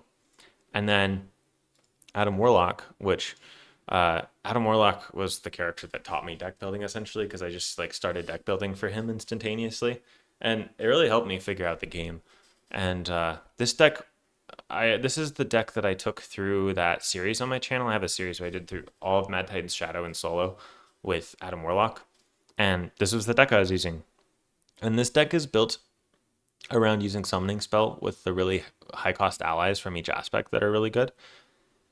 And it has a lot of allies so that you can use Summoning Spell without having to discard your whole deck and losing out on your upgrades, because that's the trap you can fall into of like using Summoning Spell, which is like one of the best Mystic cards, and then losing out on his upgrades because he really needs to play his upgrades because he really needs all of them. Like he doesn't need his cape so much, but he really needs both Mystic Senses. He really needs his staff, and this one's really solid. But you need these 3 as well as Soul World. So you're looking for 4 cards to come all the way online. And losing them on your deck pass is a huge deal. You can grab them back with quantum magic, but it's not always the most reliable thing. So this deck was just built around being very reliably strong, and with proper play, you can just get through almost any scenario with this. Like, I think I did, yeah, I took this all the way through Mad Titan's Shadow and defeated Expert Ronin with it. So it's been through the ringer. Like, it's a very, very good deck. So yeah, so give this a shot. The Adam Warlock is the full write up is here. I explain like why I added every card in. Essentially, it's just I was trying to build a deck that is has a lot of fun combos in it, but also isn't like unapproachable to play but for people that haven't played a lot of Adam Warlock. So it doesn't punish you if you mess up a combo in a way that like a lot of Adam Warlock decks will, if you don't like do everything specifically the way the deck is intending, or even if the deck just doesn't line up. This deck doesn't really do that. Like, it's been play tested enough to where I can promise that this deck will work for you. And go here if you need the full details on it. Okay, and now Nebula. Nebula is a kind of weird hero. So her whole thing is she has these techniques, and the techniques are sort of like preparations, except you can't control when they trigger, which sounds like that's a weird paraphrase of it, but it's not. That's actually how they work. So here's one. While Nebula is in hero form, her attacks gain piercing and overkill. Special, remove 3 threat from a scheme. And after your turn begins, you resolve the special ability on each technique upgrade, then you discard it.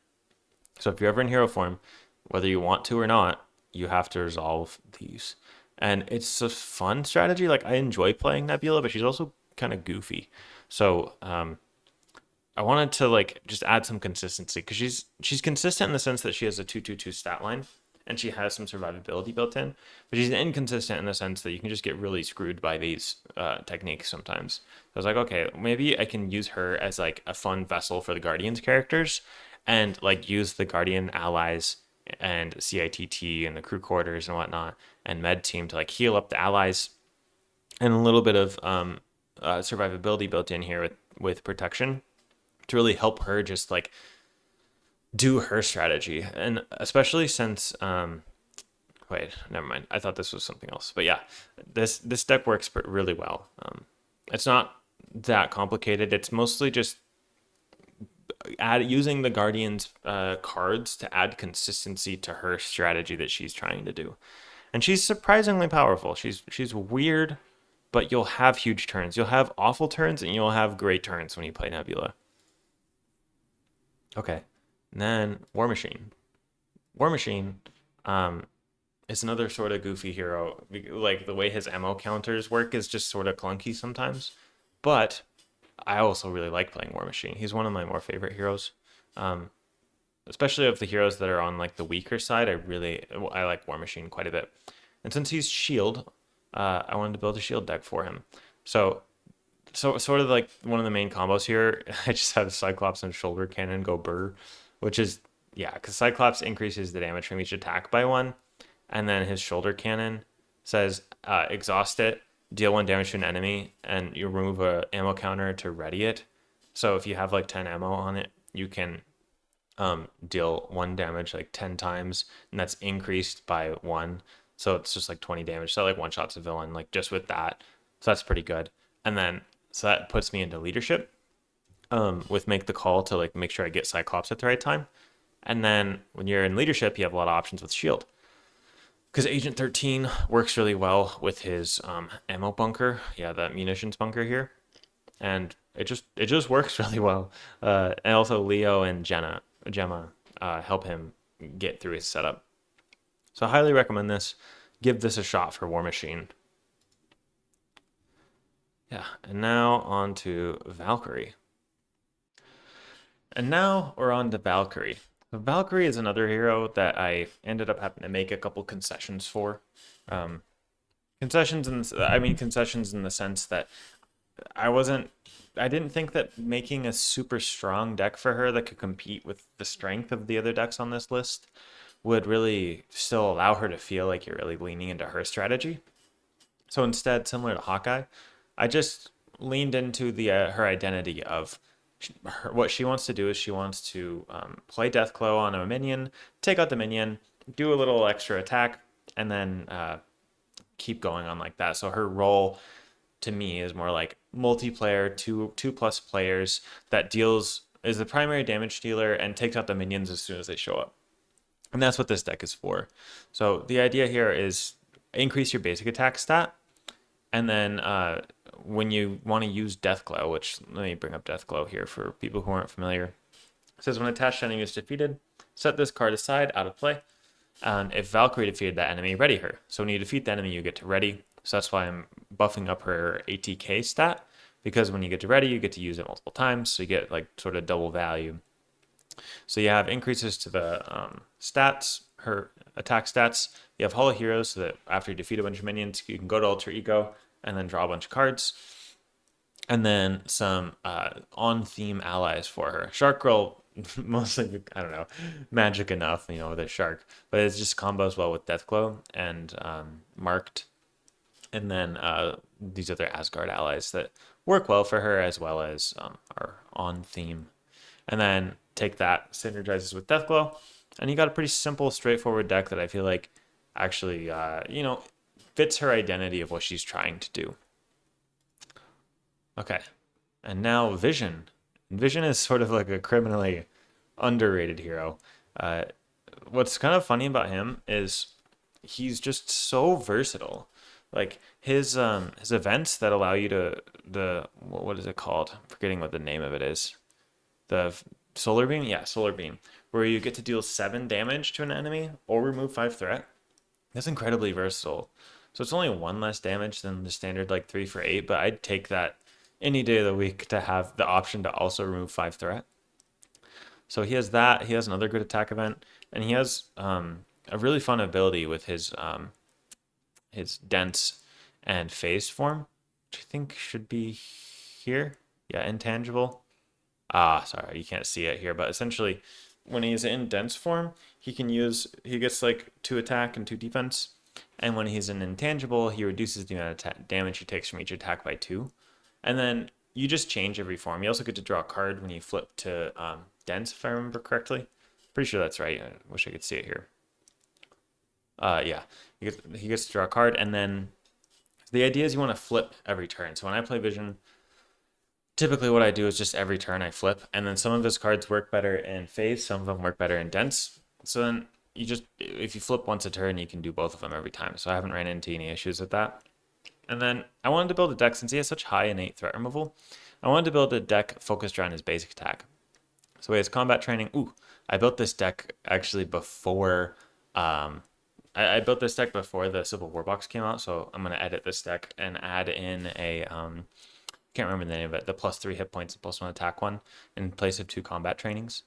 And then Godslayer and Hand Cannon, big beefy attack, and then because he's an android, he can do reboot, and you can heal 1 damage from him and ready him, which is very powerful. So you get a bunch of readies based off of that. So you just have a really high damage aggression build where he can also thwart whenever he wants to as well. And I'll make that change so that by the time this goes live, I'll have that fixed. Okay, and then onto the Web Warrior wave. And Web Warriors got really, really strong. Like the Web Warrior ally heroes are kind of crazy. Like Vision's really strong, but Miles is even stronger. So essentially what happens with Miles is he gets this Venom Blast to deal 2 damage to an enemy and stun, or he can get a tough status card and confuse an enemy, which is just crazy. And you'd think you'd have to do a lot for that, but not really. Like swing in, you remove 4 threat from a scheme, 2 for 4 is already good. And then on top of that, you get to trigger the spider camouflage and get a tough status card and a confuse. That's just like insane. So it's absolutely crazy. And then he has a lot of combos he can do, which probably don't have time to go over like all of the combos for him. But essentially you can plan out his turns such that you can just deal like 30 or more damage pretty consistently with him. And I find Justice works really well for him. I really like Justice. I like flipping down to Alter Ego with him. Yeah, because after you change, you get to shuffle a Spider-Man card from your discard pile into your deck that helps you set up your combos. And yeah, so I'm using the Web Warrior stuff that comes with him, and along with champion stuff, since he's a web warrior and a champion, this trait line is absolutely insane. So I wanted to make use of both of that. So it's powering all of us with a bunch of really powerful web warrior and champion support, and then just a splash of justice to get a little more damage and some more energy resources, because that's really useful. Generation X to search out his attack acrobatics, arachnobatics, and then yeah, and skilled investigator if you're playing in 2-player, add 2. Solo, you could cut 1 if you wanted. 3-player, add 1, and you just have a really solid deck. He really doesn't need that much to make him really powerful because of how powerful his hero cards are. Ghost Spider, on the other hand, does need some shenanigans because her stuff is cool, but also a little inconsistent. So the way she works is after you resolve an interrupt or responsibility on an event, you can ready her. So, and she has 3 defense. So the idea is she synergizes really well with protection. So here this deck has a lot of events that you can trigger, so you can block and then play an event and then ready up. And her own cards are like that too. So you have to be ready on your turn if you want to. So you can either do these on the villain phase, or like with Phantom Flip and Ghost Kick, or if you for some reason draw into it, you'll want to be ready. So having the ability to be ready is very important for her. Web Warriors help with that with Peter Parker. And then I just flashed in some other ones. You can keep the Peter Parker ally alive with Scarlet Spider, as well as if Gwen would take damage, you can give that to Scarlet Spider instead to keep triggering your unflappables and whatnot. And I found this list to work because she's kind of finicky on the deck building. But after some multiple play tests, I was able to land it on this list, and it's worked well for me. Now Nova, I really like playing Nova. I feel like there's a little bit of a trap with Nova to where you want to do like the Unleash the Nova Force turn and like have one huge turn, and you can do that, but that's a bit inconsistent, and it's more of like a sort of I don't want to say gimmick. I'm trying to think of another word because it's not like gimmick in a negative sense, just like gimmick in that it's like you're kind of doing a lot of like nothing, not nothing. You're doing a lot of things that aren't as good as you could be doing to like set up for a huge Unleash the Nova Force turn, unless you're against specific villains that really help like that. Like if you're against like Ultron or something, he just goes crazy because of all the drones. But in general, I find it a little bit inconsistent to try to build solely around Unleash the Nova Force, and instead he just has a really powerful kit. So he has a really high economy because after you use one of his basic powers, you can ready the Supernova Helmet, and the Supernova Helmet is a wild resource generator. So turn 1, you get this, and you have a double wild resource generator for turn 1 essentially, because you can generate a resource, attack, or thwart, and then get another resource. So he has a really high economy, and then his events are pretty solid. You know, it's just like they're really they're not anything like that special. It's just like really efficient damage and really efficient thwarting, and it's really solid. But because of his economy and his access to wild resources and him being a champion, it opens up very powerful builds for him. So Nick Fury, Moon Girl, Ironheart, a lot of card draw to start setting up a lot of combos, and then Maria Hill, Kalu, Black Panther. I find these work really well. I grabbed Sidekick here, so it's like it's a suit up and Sidekick deck around his signature ally, Miss Marvel here. And Miss Marvel allows you to return events to your hand, which can be very powerful.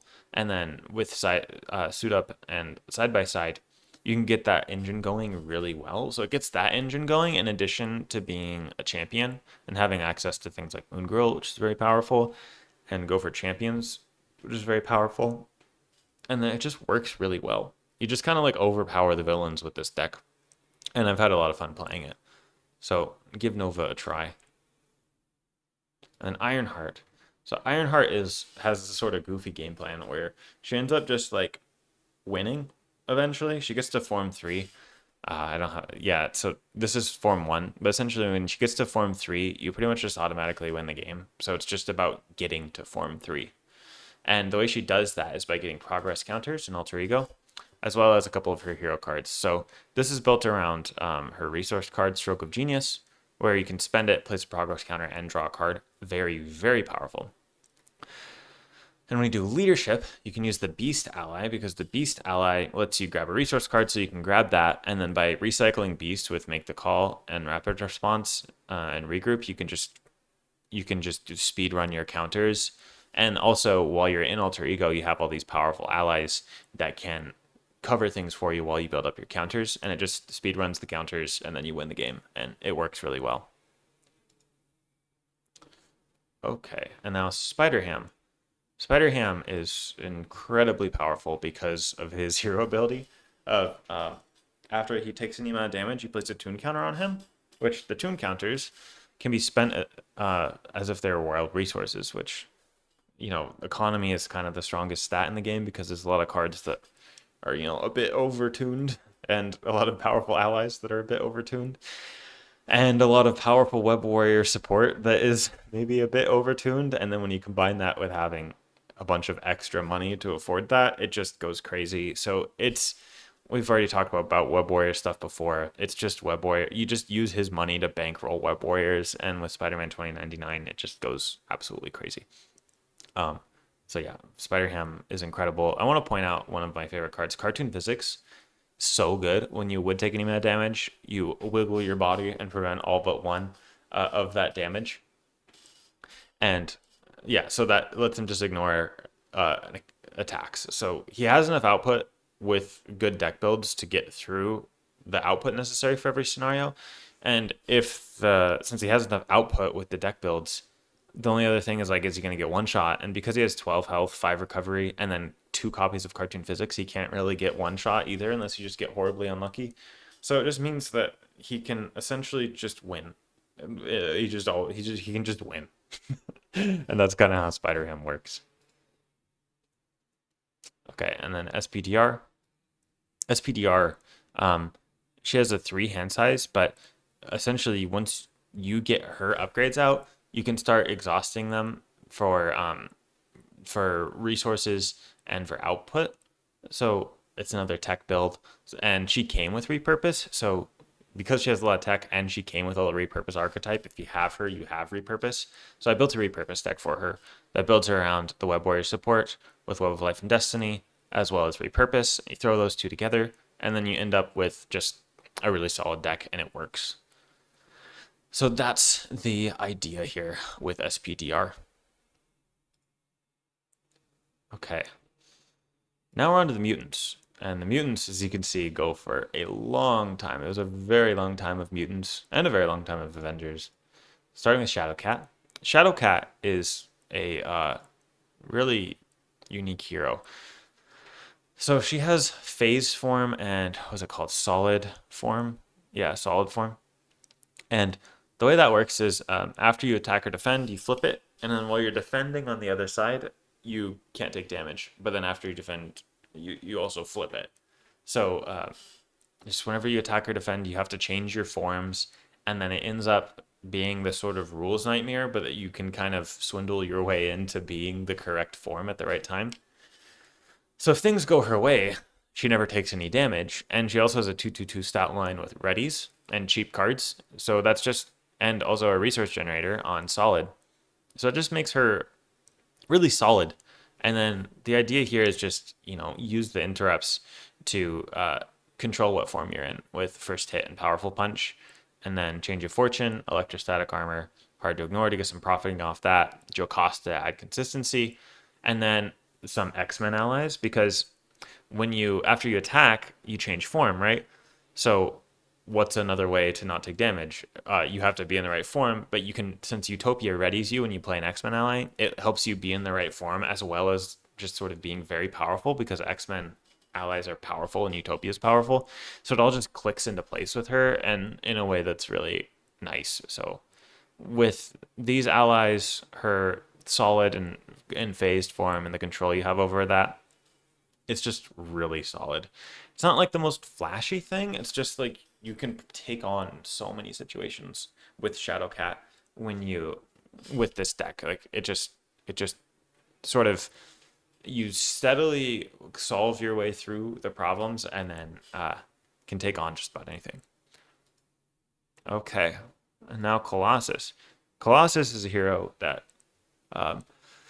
he's sort of weird. So he's another one of the 4 hand size heroes, and his whole thing revolves around having additional tough status cards, but he has to spend those tough status cards to get his effects. So it's similar to Groot in a way to me. He feels very similar to Groot and has similar problems to Groot, except it's easier to solve his problems than it is for Groot. And X-Men stuff is just really strong. And with Ready for a Fight, that opened up a lot of stuff for him because generally the strategy for him is like, okay, if you stay in hero form, you're just going to lose your tough status cards and only have 4 hand size, which can be kind of rough. So you want to go to Alter Ego. But then when you go to Alter Ego, you don't have like all that much thwart with him either. So it's like, how are you going to do that? And then Ready for a Fight solves that problem. So it lets him go to Alter Ego and then make use of some of like the Alter Ego support, like X-Mansion here. I like X-Mansion and Mutant Education to shuffle his cards back in. You have limitless stamina because you can ready up. It lets you ready up because you have 14 health. And then throw in some X-Men allies that you can heal up. A little bit more X-Men support. Hidden Base, which I really like because this card's cool. Yeah. And then it just works out. After a long time of Colossus not working out for me, this finally clicked into place and works. Now Cyclops, the leader of the X-Men. And it's pretty, so I have 2 options for him. You may have heard people talk about X-Men leadership being busted, and it is busted. And it's mostly because of Utopia and the X-Men allies being good, but also because of Uncanny X-Men. I have no idea like how this card was allowed to be as strong as it is. Every single one of your X-Men allies gets +1 hit point, which if you compare that to the other option of team training, that's 2 cost. That's like, so in terms of aspect cards, like 2 of its cost would be roughly that in the analogous portion. But then this is the crazy part. If each of your characters has the X-Men trait, each of your X-Men allies costs 1 fewer resources to play. That goes absolutely crazy. So like Helicarrier is a 3 cost card that reduces a cost once per phase. But then this, if you have multiple X-Men allies, it reduces the cost multiple times in addition to giving your allies +1 hit point. It's just crazy. And then Cyclops can include X-Men allies from any aspect, so you have access to all the X-Men allies. And then just get this on the field, get regroup going, because the way this combos with Uncanny X-Men is kind of like incredibly broken. And then to me, my X-Men incredibly broken with Uncanny X-Men. It's just kind of bonkers like how strong this is. So out of all the characters to just like throw in all of the X-Men stuff and just sort of, just use your aspect cards to win the game, Cyclops is kind of made for that. But then I made another deck for him because I can only do X-Men leadership just playing my allies for way cheaper so many times before it gets a little trivial with winning. So then I was like, okay, this is a deck list that I've played before. I published this one, so like I have the write up here for it. But I really like this deck. It's a pool deck, and the idea is that I really like his ability to spend a resource of any type and deal 3 damage to an enemy with an upgrade. That's really fun. And that feels like Cyclops to me, where I'm like, using the glasses to like shoot out the beam. So I want to build around that. And then he has an upgrade that helps him with that of his Ruby Quartz Visor to generate an energy resource for the Optic Blast. So my idea with this deck was just, I want to get the Optic Visor and I want to blast things. And Pool lets you do that because Mulligan lets you draw up to your hand size if you haven't played a card already. So what you can do is just, if you don't find, you mulligan for your Ruby Quartz Visor. If you don't find it, you play the card mulligan to mulligan again. You can find it a lot faster and get your Optic Blasts going. As well as healing up, and Tic-Tac-Toe has a fun interaction of you can heal up your allies with it and get extra output. So it just works out really well. I really, really enjoy this deck. So definitely try the X-Men leadership if you've never done that before. But then after that, if you were looking to play more of a Cyclops thing and less of a X-Men leadership thing, I'd recommend this deck build that I've had a lot of fun with. Okay, and then Phoenix. Phoenix is, I have 2 decks here. I have 2. This deck was like one of the first decks I made that got like really popular. The idea here is I gotta go over her stuff before talking about this. So Phoenix, she has her unleashed and restrained side with her where is it? Phoenix Force, yeah. So you're restrained, and then it gives you resources. Uh, you can remove the resources to generate wild. Remove the counters to generate wild resources. So you have a little bit of extra economy. You have 3 thwart, which is really powerful at the beginning. And then uh, after you've used all of your counters, you go unleashed. And I don't have the card showing here, but it flips over, and then you get +2 attack and -2 thwart. So you have 3 attack now, and then it makes all of your events really powerful. So like Psychic Blast, deal 4 damage to the villain, which is fine. 2 for 4 is fine. But if you have the Unleashed trait, you deal 4 damage to each minion engaged with you as well.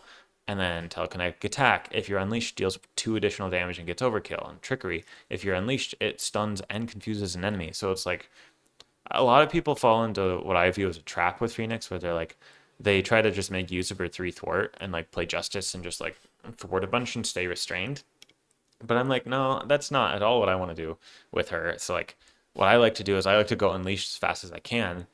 You risk Dark Phoenix coming out more, but honestly, like with this deck, you can just one shot Dark Phoenix if it comes out, or one shot the villain. So it hasn't been a problem. And then get my Unleashed benefits. So that's how I played that. So then that pairs really naturally with aggression, especially in 1 and 2 player, where you have these powerful attack events, and you can chip away at the villain, play some allies along the way to block and do a little extra output. Use your 3 threat removal to keep the threat under control. Just play a really, really high tempo game and just win before Dark Phoenix comes out. So that's the idea of this deck. And then Psychic Kicker here. This deck is just taking all the allies that have plus attack, like Power Man and Goliath and Spider-Man, and then using this really powerful psionic card that readies an ally and gives it +2/+2. So it's a leadership deck built around Psychic Kicker and allies with high attack that can just do a lot of damage. So I think I published it here. Yeah. The tables did not translate over. I'll fix that. I'll probably just leave it as just the link to the write-up. But yeah, so just with Goliath, you get to give him +4 attack. He gets attacks for 5. Ready him with Psychic Kicker. He gets 7 attack, and then he attacks for 7. So that's like 12 damage just off of that, which is really powerful. So yeah, it's just a surprising amount of damage, and it's fun.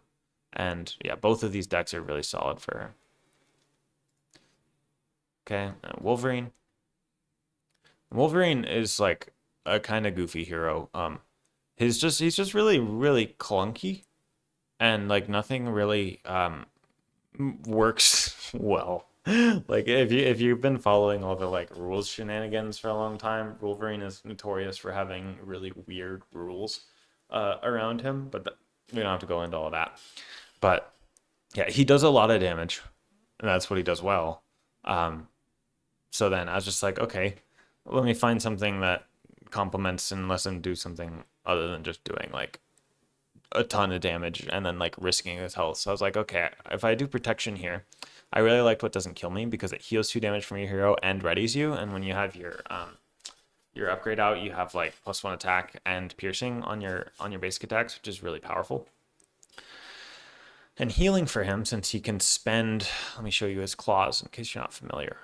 His claws, where is it? Yeah, there they are. You can trade health for playing attack events.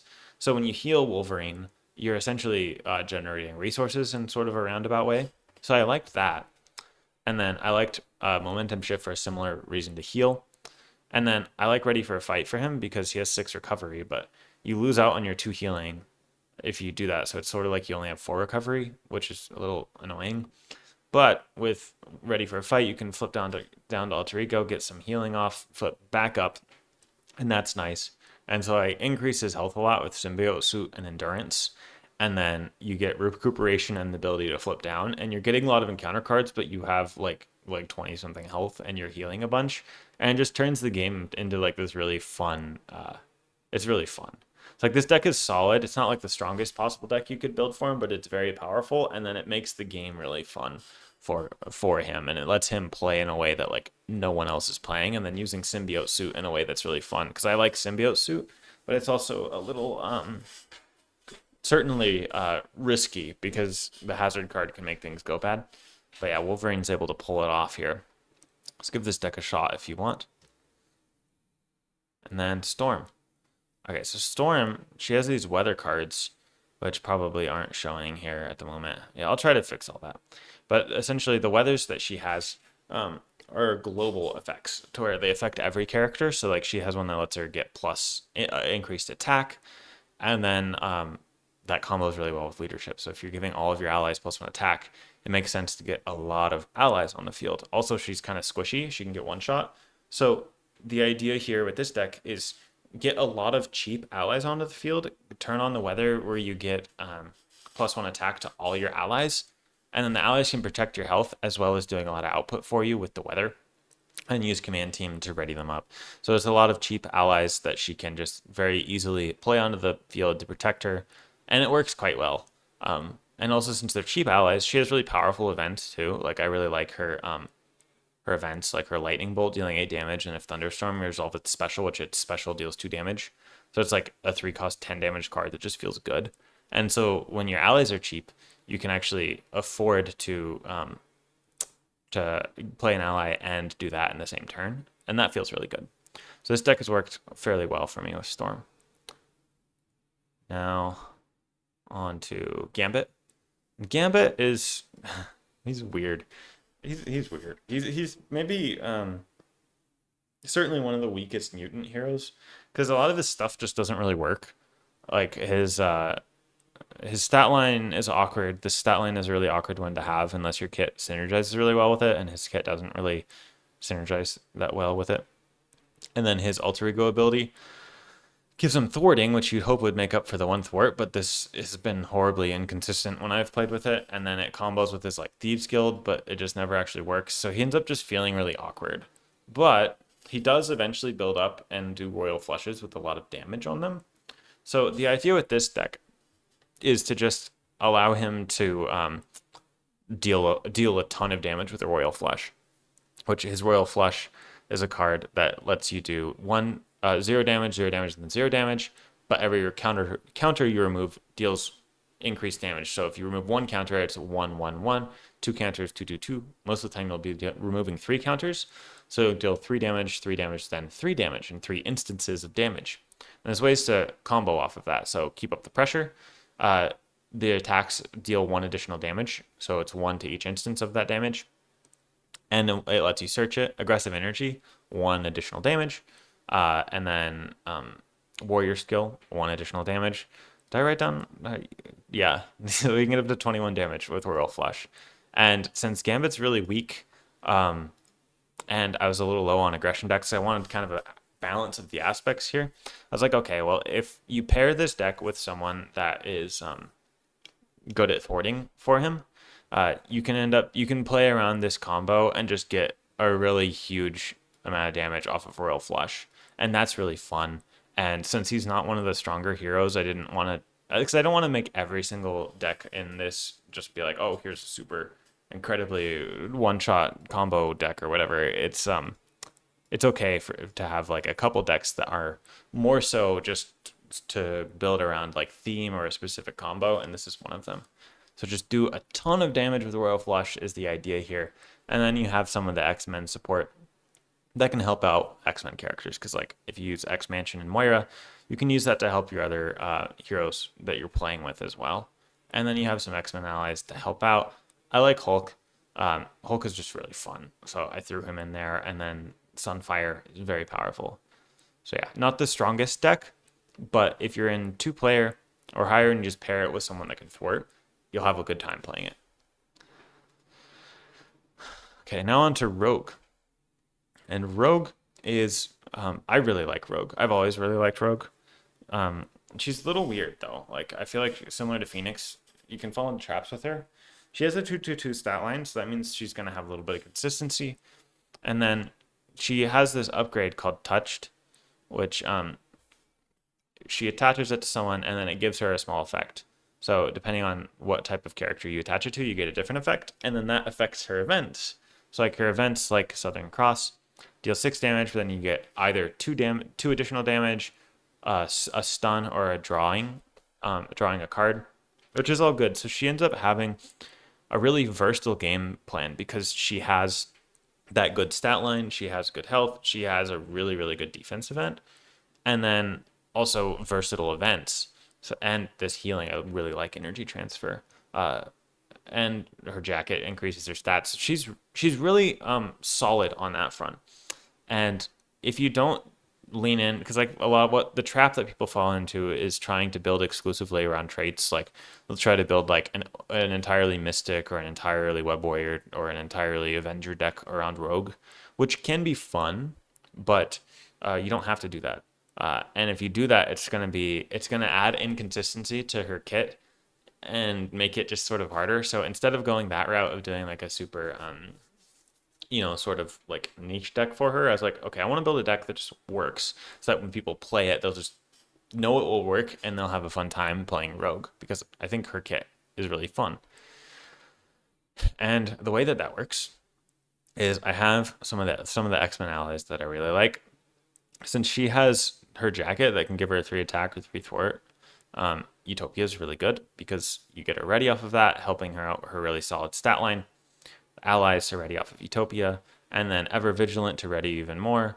What doesn't kill me to ready. So with having a good stat line and a versatile stat line with the coat, and then getting all these readies off, you can just have a very very solid game plan to where it'll be very versatile. So this is a really good solo list. If you're going for solo 1 and 2 players, this deck will work really well, and you can play Rogue and have a consistent experience. It doesn't have to be this super niche strategy with her. You can just kind of play her like normal. And then if you take also if you're playing in 2 player, which I think she's a lot better in 2 player, you can do the what's it called? The superpower adaptation. Yeah. When you're in 2 player, you can pair her with another X-Men hero or just another hero, and then you can put touched on that other hero, and then you can go grab the events and share them. So that's a really fun way of doing it too. So just pair her with another hero where you think that their events go well together, and then just have a good time. And now we've wrapped up the X-Men, or at least the first part of the X-Men, and we go into the X-Force, starting with Cable. And Cable is a very powerful hero. His thing that he likes to do is he introduced player side schemes to the game. So there were none before this, and he can include player side schemes from every aspect.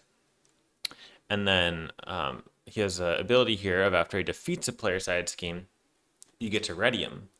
So by including a bunch of different player side schemes and buffing up his thwart, he can help the team set up.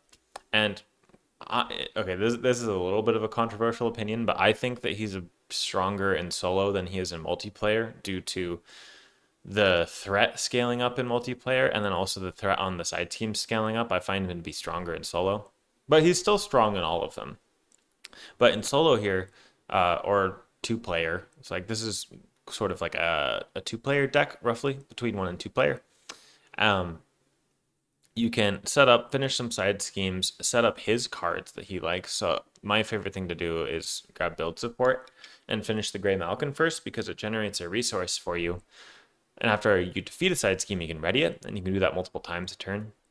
So then you can use Grey Malkin and then defeat side schemes, ready up, generate another resource, and then he has some pretty strong cards where he has some upgrades that he wants to get out, and then his events like Mind Scan and Telekinetic Blast, they scale for every single card that you get, every single side scheme in the victory display.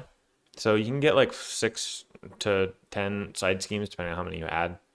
I can't remember how many are in this deck, but yeah, so you can start dealing over 10 damage with your attack event and remove, like 9 or so, 9 to 10 with Mind Scan without too much of an issue. And it can be really fun. So he has a very powerful late game with his events. He has some consistency with his early game setup because he can search the side scheme for his setup ability, and he has good readying here. So the idea is to just upgrade his thwart stat, have some allies that he can play because that's generally just pretty good, and it goes with call for backup, and then add some player side schemes. That's really all he needs. Like, it's not that complicated, and this deck is really strong. It's yeah, there's a lot of different ways you can play Cable. So for this one specifically, I added in some suggestions for 1, 2, 3, and 4 players. So this is more of a 2-player role. So I gave some suggestions for 1 player and 3 and 4 player of edits because I do think Cable is a character that changes a lot across the player counts. So if you're playing at different player counts, take that into consideration and just defeat a lot of side schemes and have some fun with Cable. Now into Domino.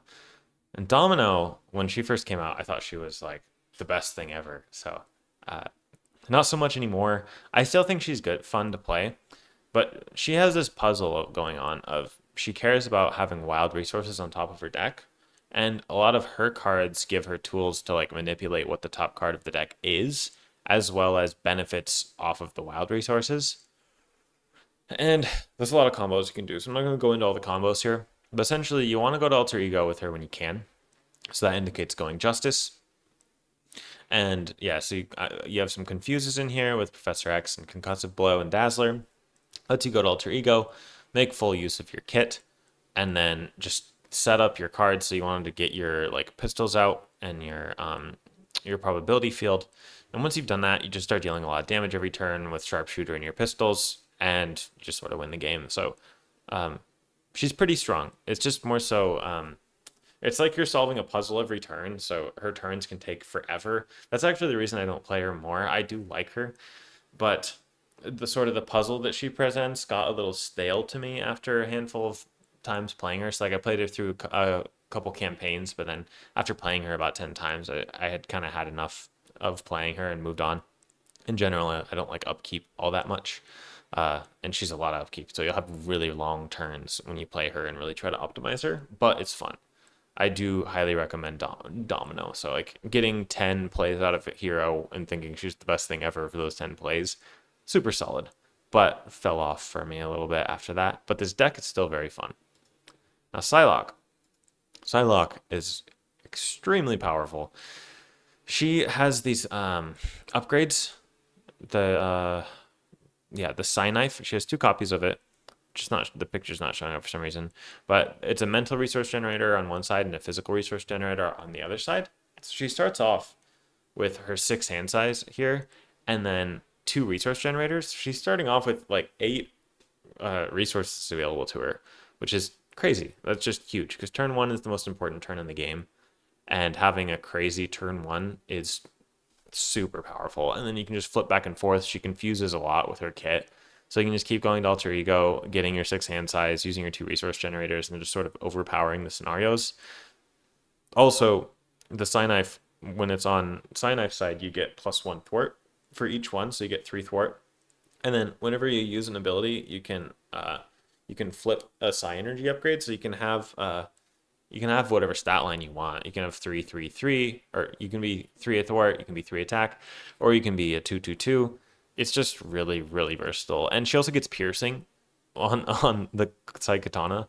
So it's kind of crazy strong. And then because she has so much money, I use her with X-Force Leadership. I think she's my favorite one to play X-Force Leadership with. And it uses the Cable ally and Pete Wisdom along with Suit Up, Psychic Kicker, and then some upgrades, and it just goes crazy. So I played this deck through a 3-player expert campaign through Next Evolution, and I was able to be the solo thwarter in 3-player, in addition to finishing side schemes. So like I had excess thwart when I was the only one thwarting in 3-player, to the point where I could finish the side schemes easily. Is one of the strongest decks I've ever played. So yeah, this deck is absolutely crazy. Psylocke is incredibly powerful. Give her a shot. She's very, very, very good. Now on to Angel. And Angel, he has wings, and he's aerial, and he has 3 forms. So he's like Ant-Man and Wasp, where he gets 3 different forms. And in general, I like to stay in this form when I'm during the middle of the game, and then when I'm going for damage, I flip to the Archangel form, which gives an acceleration icon and then damage when you play your aerial events.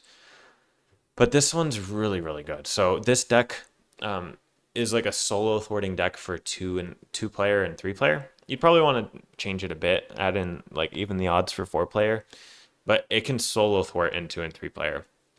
And it's crazy. Like the way yaw and roll synergizes of after your hero thwarts, remove 3 threat from a scheme. So you can thwart, play yaw and roll, and then for 1 cost for 3. And then if you spend it with his avian anatomy, after as a response, you can add it on top of your deck. And then this responds after you play an area event, you can draw a card, and it goes crazy because after you spend this, so you can put yaw and roll back on top of your deck, draw the card, which is a response, and then play yaw and roll again. So you can play the same yaw and roll 2 times in 1 turn. It's amazing how much start removal you can get doing that. So just aerial events and then just some aerial support and just having Overwatch around and Skilled Investigator around and Jessica Jones around. It's very, very good. So you can finish side schemes, get your team going, and control the threat on the main schemes, in addition to being able to support the final push well, because you have high damage cards and you can switch to Archangel at the end. He's an incredibly strong hero. That's kind of a theme with the X-Force heroes. The X-Force heroes are all kind of bonkers. Okay, and then X-23, also incredibly powerful. Her thing is she gets to ready. After she takes damage, she readies once per phase. And then her cards let her increase her stats. So, which one is it? Here, yeah. After you can take 2 damage, which readies you, and then get +2 attack until the end of the round. So that readies her and gives her increased stats. And then her signature ally, Honey Badger, after she takes any amount of damage, you ready X-23. So because Honey Badger is so good, I did a suit up sidekick deck on Honey Badger, and essentially from turn 1, you're just doing like 15 to 20 output every turn. It's crazy the amount of tempo you get out of this. Like it essentially, it's like Captain America, but you're just slightly more likely to get one shot because you're not quite as tanky. But then you just have way more output. Like it's goofy how strong this is. It's crazy. If you haven't played Sidekick X-23 before, you need to try it, because the way that side by side works with Honey Badger, because after Honey Badger takes any amount of damage, she readies, so you can side by side ready Honey Badger again, which then readies X-23 again, and it's it's crazy. You gotta try it. Okay, and then Deadpool, also another insanely powerful hero. He when he would be defeated, you set your hit point dial to 1 and add an acceleration token to the main scheme. And then you have 8 recovery, and then you can search one of your cards. And Deadpool is incredibly powerful. You can do some goofy things with his hit points and then just sort of overtake the games. Like you can do builds like around increasing his hit points and then dealing these 40 damage combos with like maximum effort. And this card is fire. And it's just so good. So with this, my goal here was Deadpool's kind of a crazy character, but he's actually really, really good in multiplayer. And I find him to be a very good support because of the Chimichanga truck. And then it ain't over, increasing the target threat value, in addition to him having the Yoo-Hoo to do burst thwarting. He actually more than pays for the amount of threat he's adding from the acceleration tokens by having so much thwarting. And so you have exhausting personality. You can let people draw a bunch of cards because you can exhaust a player's identity and they draw a card for each acceleration token on the main scheme, which can be like 5+ sometimes. If you're giving like people, especially event-based heroes, like entire extra hands, very good. Chimichanga truck. After an identity makes a basic recovery, you can exhaust it to ready that identity. It can work for anyone's identity. Deadpool is an incredibly powerful support hero that can also just completely one-shot the villain and be a burst thwarter as well. So my idea here was, the only problem with him is you can sometimes get one shot because, like, you go to Alter Ego, you're at 1 health. If you find any amount of damage, you can get defeated. So I fixed that by adding an energy barrier because energy barrier protects you from that little bit of damage. And then I have multiple man to help block for the other players, and then Night Nurse and Doctor Sinclair to help support. So it's a support build similar to the Doctor Strange deck, where you also still have symbiote suit, endurance, and X-Force recruit. Which actually now I think yeah, I gotta update this deck because I built this also before Civil War to add in that upgrade that increases hit points even more, and then you can just you get so much damage at the end by, yeah, 22. You can use 22 threat. You can move 22 threat at once with Yoo-Hoo, which, like, that's so much.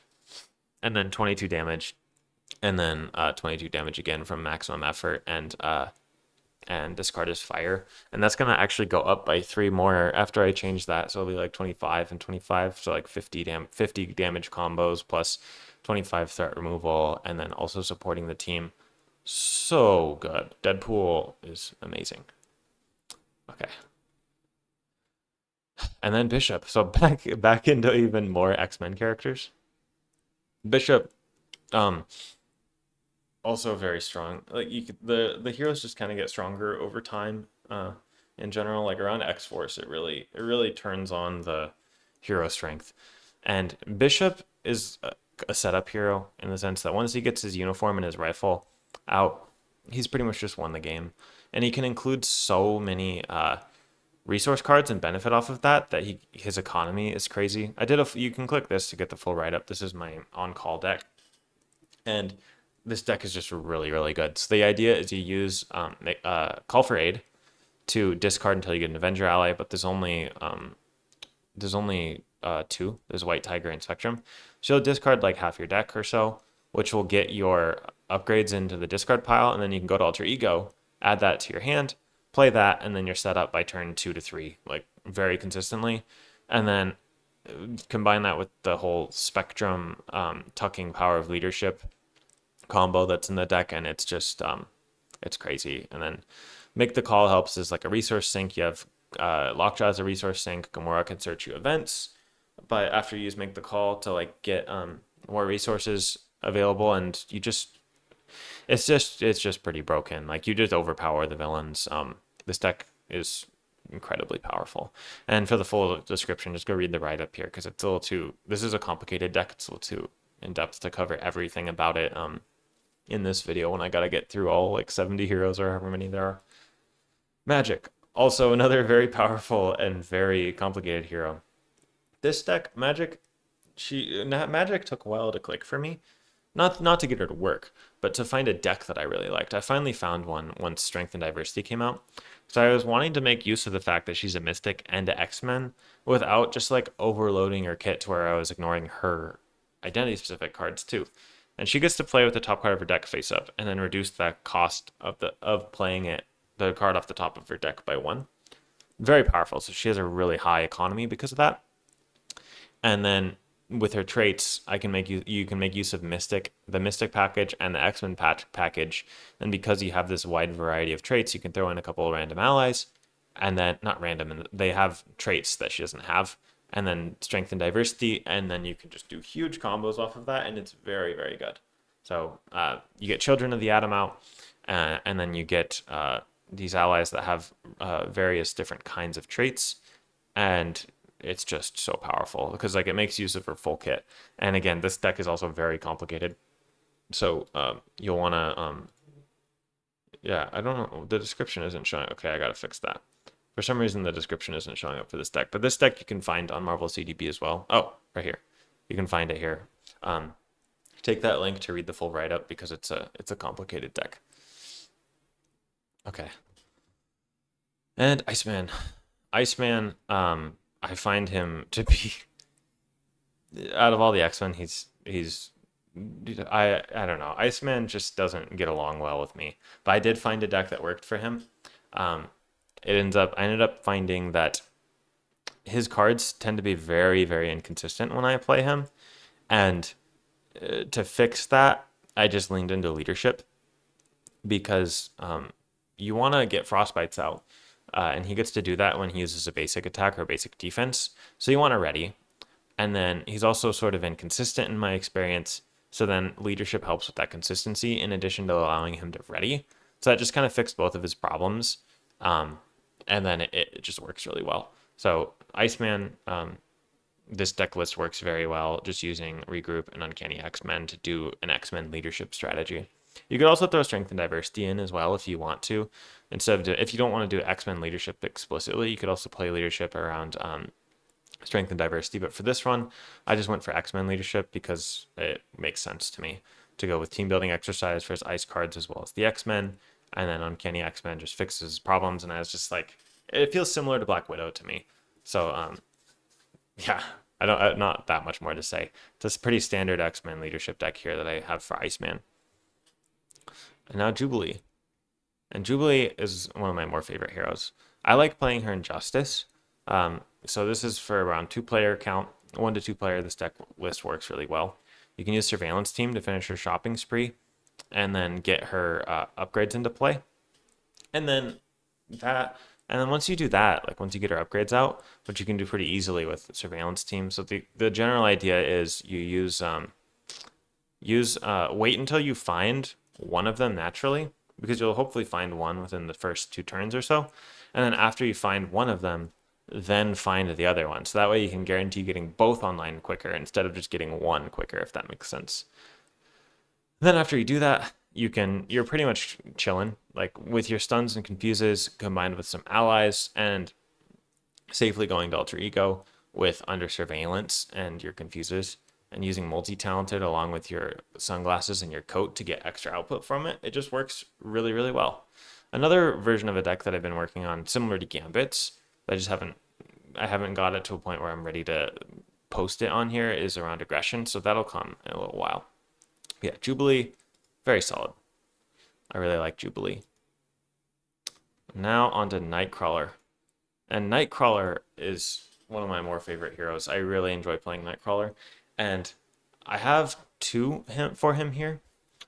This is a classic. He just does defense really well. So since we've already gone over some defense decks, I don't need to go too far into detail. But essentially, how he works is he has 3 copies of Bamf, which lets him declare himself the defender of an attack without exhausting. And he also has 3 base defense, and then he gets up to 4 with retaliate from having his cutlass out, which really good. 4 base defense with retaliate, and then also getting to defend without exhausting just screams for a defense build. So it's just a bunch of defense cards.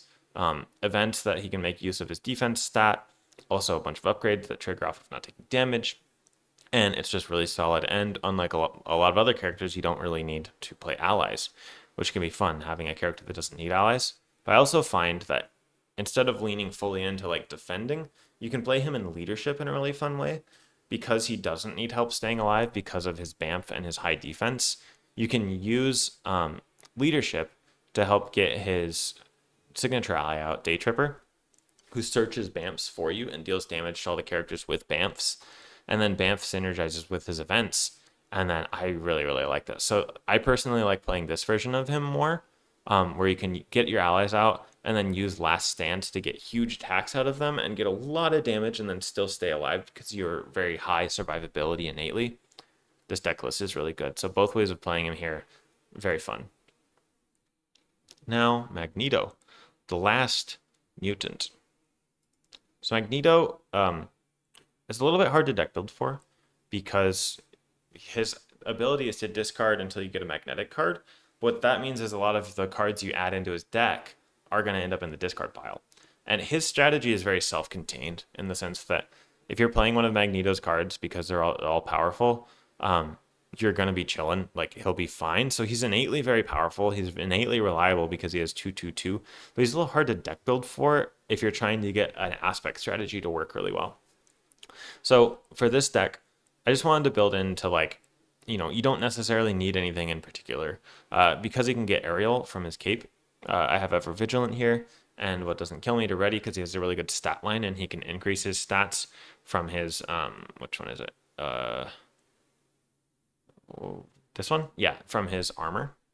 So yeah, this one is just building around having a really solid output based around your basic stats and then not leaning too hard in here. So don't feel bad about not playing any of these cards. Just play Magneto's cards and then play these when it makes sense to play these. Another deck, which I posted this one, I have a write-up for it here, but this is an edited version of it, is a 50 card deck where you purposefully throw everything into your discard pile, and you throw a variety of different allies in the discard pile, and then you can grab them out with Make the Call, and then use Noble Sacrifice to get benefit out of that. And because Make the Call bypasses trait restrictions, you can grab literally any ally you want, and just whatever favorite allies you have, you can throw them in there, play the 50 card deck. It makes the White Fox and Digging Deep combo more consistent, because, you know, it increases the average amount of cards between your Magneto cards, which then makes it more likely that White Fox and Digging Deep will be added to your hand instead of drawn for your hand size, if that makes sense. And this has just worked out really, really well. So both of these are different ways of playing them. This one leans into discarding all your cards in the discard pile, and this one is a more standard and just very consistent deck. And that brings us to the end of the mutants and on to Agents of S.H.I.E.L.D. Had to take a short break there. You can notice it's no longer light coming in through the window because I've been recording this for so long. But now we're on to Agents of S.H.I.E.L.D., starting with Maria Hill. Now, Maria Hill came in the box expansion. She came with the campaign box, and she's a really unique hero. She can include shield, a maximum number of copies of 3 shield supports in your deck from aspects other than your chosen aspect. So she has access to like the different kinds of shield supports. And she also introduced a bunch of 6-cost shield supports. And these 6-cost shield supports are very powerful, and she makes them even more powerful because what she does is she can move one all-purpose counter from a shield support to another shield support. So what that lets you do is like take these cheap shield supports, like Field Agent and Surveillance Team, and sort of farm the counters from them. So you can transfer your Field Agent counters to the really big 6-cost ones. She came with her own 6-cost one called the Iliad. And the Iliad is really powerful. It deals 5 damage, removes 4 threat, or heals 3 from an identity. So, you know, it's solving the 3 problems. It's dealing damage, it's removing threat, and it's keeping you alive. So that's very powerful in and of itself. And then her support staff is a resource generator. Shield Director. Title cards tend to be very powerful. And this just lets her place an all-purpose counter on a shield support, and it's a 2-cost. So even if you just only think about the Iliad, it's like just essentially 5 damage every time you exhaust it. It's spread out over a little bit of time, of course, but like 5 damage, 4 threat removal, 3 health, and you can use whatever shield support, and it just gets kind of bonkers.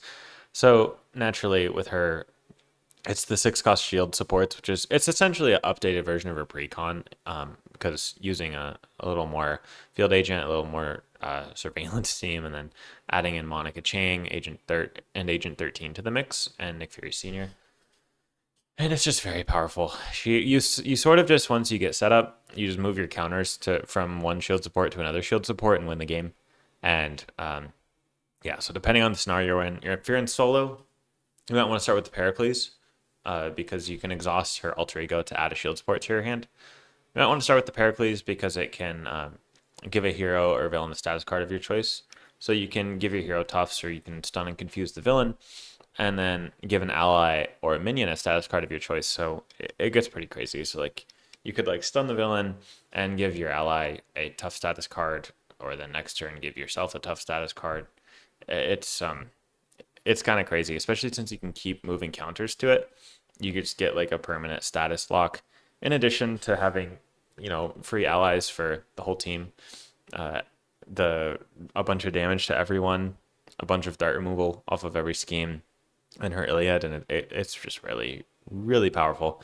So a pretty straightforward deck. Just play all the shield stuff.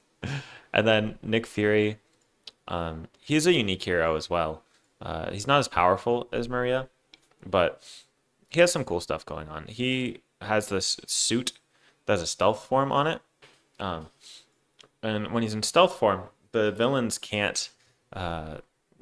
enemies can't attack him. They scheme instead. but then he steals the threat off of it and places it on his suit. So let's see where his suit is here. Okay, it's not showing up with the image, but essentially, yeah, in stealth form, you steal the threat and then add it to your suit, and then you spend it in assault form to make your events deal increased damage. So concentrated fire, spray fire, you can increase the damage of your attacks or your basic attacks. It is a flying car, which gives him aerial and ready, so it's very powerful. And with Nick Fury, he is really he can ignore an entire mechanic of the game at the cost of having more threat around. So he needs a way of dealing with that. And the way I chose to deal with that was by increasing his basic thwart stat because he has a ready with his car. So you can give him increased thwarting stats and then build a justice deck to help control the threat a little bit more. And you're playing a pretty slow-paced game, but a very controlled game. So you're very controlled, not that high tempo, and you just have this pattern of farming up threat, storing a bunch of threat on your suit, and then flipping to assault form, dealing a bunch of damage at once, and then going back to stealth form. And it's pretty fun. So give this a shot, and make sure when you play it that you farm minions for threat. And now Black Panther, but this is Shuri. So it's sort of an updated version of T'Challa. And I posted this one, so this was a link to the published write-up. And she's similar, but instead of her upgrades staying around like T'Challa's do, you discard them to get a bonus effect. So you get a small effect every time she activates, and then you can discard it to get a bigger effect, like more damage or like a status card or something like that. So then what I end up doing, what I really like to do is play sidekick with her because she does it so well, because T'Challa also triggers his specials, the specials on the upgrades when he uses a basic power. So readying them both up with side by side is just very, very good. For the full details on this deck, check out the write-up, but the basic idea is turn 1, play T'Challa, and then after that, you're just like triggering your Panther Claws every turn. So I like to keep Panther Claws out and then use the effects of the end effects of the other ones. So you just get a bunch of damage over and over and over again, and then it can combo, and then you can do like 30 or so damage like fairly easily with it. It's pretty fun. Okay, and then Silk I really like. She's probably my favorite hero out of the new ones here. I had a lot of fun when I played her, and she's exceedingly powerful. She's sort of like Peter Parker, but with the printed Web Warrior printed on her instead of Avengers, and then she's sort of modernized. Yeah, and as a result, she's extremely powerful. She has this new tucking mechanic. So she introduced tucking cards, and essentially, she tucks cards underneath her. I want to make sure it's under her identity. Yeah, tuck that card under here. So under her identity. And the key to this is not over-speccing into her stuff. You don't really need to play all of her upgrades. The only ones you really need are you need your organic webbing because it's a ready and gives you +1 thwart. And you need your eidetic memory, which is probably the most important one. Sorry, not eidetic memory. The reflexes one. You need the reflexes because when you defend, you get to tuck a card. So that keeps your tuck economy going. And then when you have cards tucked and you get that flowing, she just gets incredibly powerful. Like I've played her in 3 and 4 player games with this deck, and it basically trivialized the scenario in 3 and 4 player. I don't tend to play decks that are this powerful that often because in multiplayer because I don't like it when my deck just like completely overpowers the scenario and it doesn't let anyone else play. So, but if you're looking for a deck that's that powerful, this one does that. You use one way or another to draw a bunch of cards, and it brings out a side scheme, and that can help you find your upgrades. But the nice thing about it bringing out a side scheme is that when you complete it, you can tuck it, and it gets the tucking going even faster. So you just draw a bunch of cards with Web Warrior stuff and with one way or another, and after your setup, you can do a ton of damage. You have a ton of economy. Try to flip when you can. I have a very long guide about that. And then another one with Web Warrior leadership. because she's just high economy. And since this stuff came with her, I'm pretty sure Spider-Man 2099 came with Silk. I posted this deck as well, as sort of just like an updated deck, using the 2099 ally that came with her. So both of these decks, very good. Silk, very powerful. Check out the guide on my channel for full details because she's very difficult to play. And then Falcon.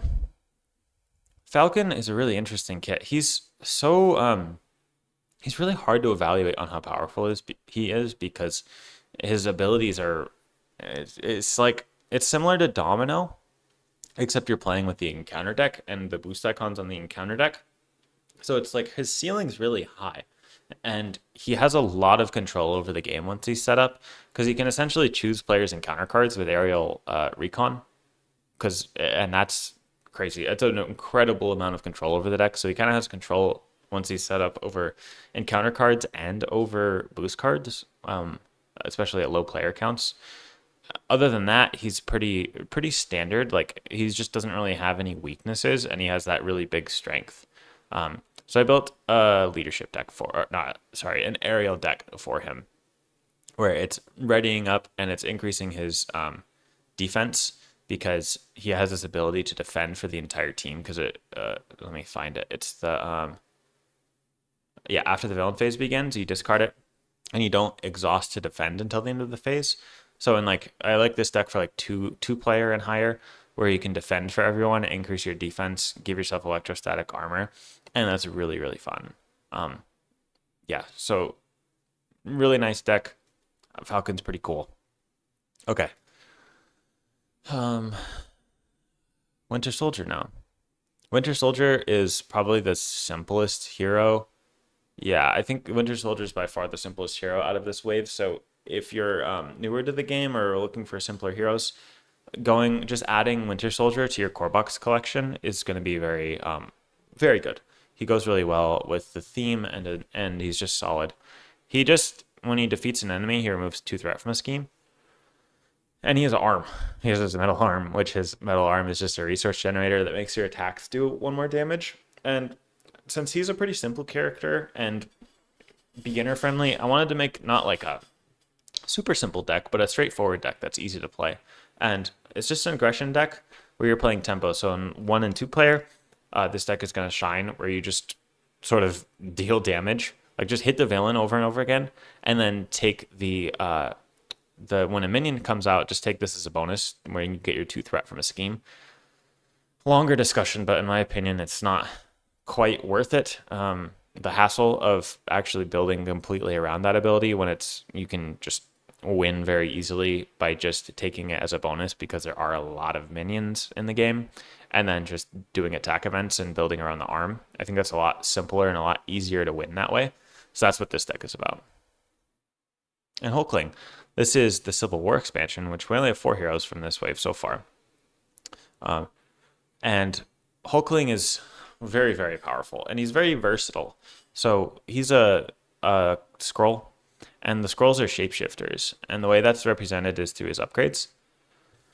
He has these different forms, and each of the forms has a different ability. So you can change your stat line, you get a new ability, and depending on the scenario, different ones will be optimal. And he also gets bonuses for playing new ones. So he kind of just wants a really high economy, so he can cycle out his forms over and over again and then get the bonuses. And also in certain scenarios, he can counter it. So I remember I played with Paulina against 4 Horsemen. She was playing Hulkling, and she realized that if she does the imitation shape, when the enemy attacks you, it schemes instead. It's copying Nick Fury, because he's taking the form of Nick Fury, essentially. You can ignore the 4 Horsemen's their whole mechanic, because their abilities trigger after they attack you. So she just stuck with this the whole game, and it was really fun. That's a niche example, but yeah, his forms give him a lot of versatility. They're also double resources, so he has a lot of money, and really all he needs is the economy to be able to easily change his forms and play all of his cards, and that's about it. So you build in the economy with these resource generators, and then since he has 3 printed traits, he's just screaming to use strength and diversity. And strength and numbers helps him draw some more cards, and since you're using strength and diversity, makes sense to use strength in numbers as well to exhaust the allies, draw some cards off of it, since you benefit from them with strength and diversity anyways. And this deck is really like, once you get set up, you just overpower the scenarios, and it's very, very, very strong. And then Tigra. Tigra is a really, she sort of takes minion summoning to the max. She's one of the characters where I think it actually is worth it. This deck here does that in a sort of unique way where, let me explain how she works first. Essentially, she has this card called Hunted, which brings minions out and then it stuns it.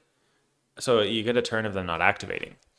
And then for each minion engaged with you, you get to draw cards. So she increases her economy by having the minions around.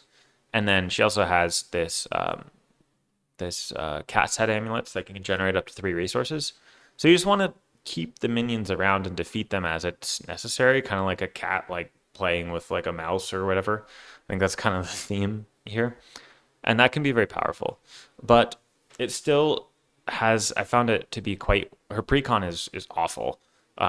But you can fix that because her precon doesn't thwart really. So if you're playing Civil War PvP and you're playing the Tiger precon, that's not going to go well. I tried it and it was really rough. So based off of that, I was like, okay, the only real weakness she has is threat removal. So what if I fix that and then also find a way to profit off of the minions? So then luckily that gave me a really fun way to use the raft. And the raft essentially, it tucks the minions after you defeat them. So then you can guarantee having a steady flow of minions because you can, the action says if there are at least 4 minions here, deal 1 random minion here to any player as a face down counter card.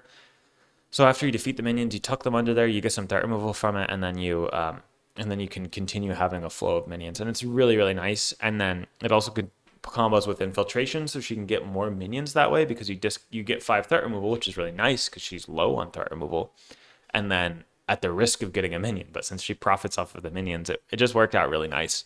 So the deck's built around this like raft infiltration combo, and it works really well, and it's really solid, and it really helped her a lot because she's a character where she has a lot of potential, but you have to build a deck for it. I don't have it posted yet, but another thing to consider with her is the protection with pinned down. I think that's a really good way of playing it, but I haven't built that deck and tested it enough to post it yet. But this one, tested, very fun, very powerful. And then on to Wonder Man. And these are these 2 hero packs. If I'm correct on this, I think Frank, one of the new designers, did both of these, and they're both really, really cool heroes. So yeah, a big fan of these. Wonder Man has an interesting deck building hook where he can include energy resource icons from any aspect in your deck.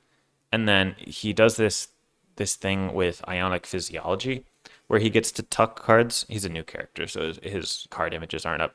But he gets to tuck the cards with energy resources under Ionic Physiology, heal, and then he has other ways of taking advantage of that. And then, so instead of doing like this incredibly complicated legacy environment thing, since cards are getting more, since the older heroes are getting harder and harder to find, since these 2 are new, Hercules and Wonder Man, I did something that was more simple, like more so modified precons, but they're still really good. So I tested this out, and this deck was really, really good. I had a lot of fun. Like his precons came with a lot of cool cards, like Everywhere All at Once is like an aerial card that where you can overpay and remove threat from different schemes, and it has an energy resource. So that's just works perfect for him. And since his precon is so close to being really good, I didn't really have to change that much. And then it has this cool combo with Stronger Together and the Thor ally, the new Thor ally that helps him avoid the consequential damage. Yeah, and it's really good. So give this a try. Really solid deck. Wonder Man's really cool. I'll probably post more Wonder Man decks soon because he has so much that he can do with the being able to include energy resources from everything. Yeah, this is great. A good deck. And then Hercules, this is a sort of funny one because most people are probably playing him in aggression, which makes a lot of sense. Like aggression does make a lot of sense for him, but Hercules is another character where you can kind of run into a trap of like trying to do too much with him and then it not working and then it not being consistent and then just having a bad time playing him. So rather than doing that, or like going into something, I just thought it was so simple with him. Like he had a really obvious answer of how to fix all of his problems and let him reach his final form, which his final form is like he gets to finish all these gifts, and after he gets all of his gifts in play, he just essentially overtakes the game from being very powerful. So the aspect, that helps characters with low thwarting and that need to build up their board that helps with that, but by just its identity is justice. So it's really not that hard. Since he does ready a lot, you can buff up his thwarting with heroic conditioning and heroic intuition, and he has limitless stamina. That lets him ready a lot or thwart a lot and actually be quite good at thwarting at the end of that, as well as just the classic, just having some surveillance teams around to help him control the threat. So I tested this. I remember this was one of the later ones I did, and I remember I tested it against Expert Magneto in solo because I'm like, okay, let's see how this goes, and it just eviscerated Magneto. It was really really easy because just give him some threat removal and then he can just finish his gifts, and it works really really well. So if you've been banging your head against the wall on how to get him to work, give this deck a try. And that brings us to the end. So that was a good deck for every single hero in the game. There's a lot of them at this point, and then complete with an entire website. I worked really hard on this. Yeah, like I said, it was like 5 months of building decks because I didn't want to just like build the decks and then just post it. I was being very scrupulous, making sure to playtest the decks all the time, making sure I balanced the different aspects, making sure because I don't want to do like all leadership, all justice, all protection, all aggression, or whatever. So I made sure I had a balance and that the decks were actually making the characters fun and not just being good. Yeah, it was a lot of work, and I hope that you can all get some benefit out of this. Yeah, let me know what you think in the comments. I have some actual big videos coming up related to this website expansion. I can talk about one here. So you may have noticed that I haven't really made a hero power tier list, and I did. I don't want to spoil the website, but I did the old version of this website, which sort of algorithmically did everything, and I really liked that. And I think that's in like retrospect is actually really useful now for the current environment, or just having a small card pool in general, like doing the tier list that way based on the hero cards. But I did want to get my actual opinion out there, and now that I have played all of these characters multiple times, built decks for all of them, I finally feel like I am confident in talking about them and actually making a really useful tier list based on that. Because it's really hard to like have a thorough understanding of every single one of these characters. And not that I have all of them mastered. Like there's definitely some characters that I don't know as well as other ones, but this project really helped me solidify all of that knowledge on the characters. So I'll be posting a hero power tier list based on my actual opinion about how strong they are, instead of hiding it behind an algorithm and having it only make sense in certain contexts. It's going to be like a legacy environment tier list for every character in the game. So I started working on that, so you should be able to expect that soon. I'm going to go over this community tier list feature in a video that will either come out right before this video or right after. Stay tuned for that. And yeah, I hope this new update to the website is going to be useful for all of you, because it was also a lot of work putting this website together. Yeah, don't have anything else. Thanks for sticking around if you made it this far. This was an incredibly long video because of how many characters there are. Stay zesty, and I'll see you next time.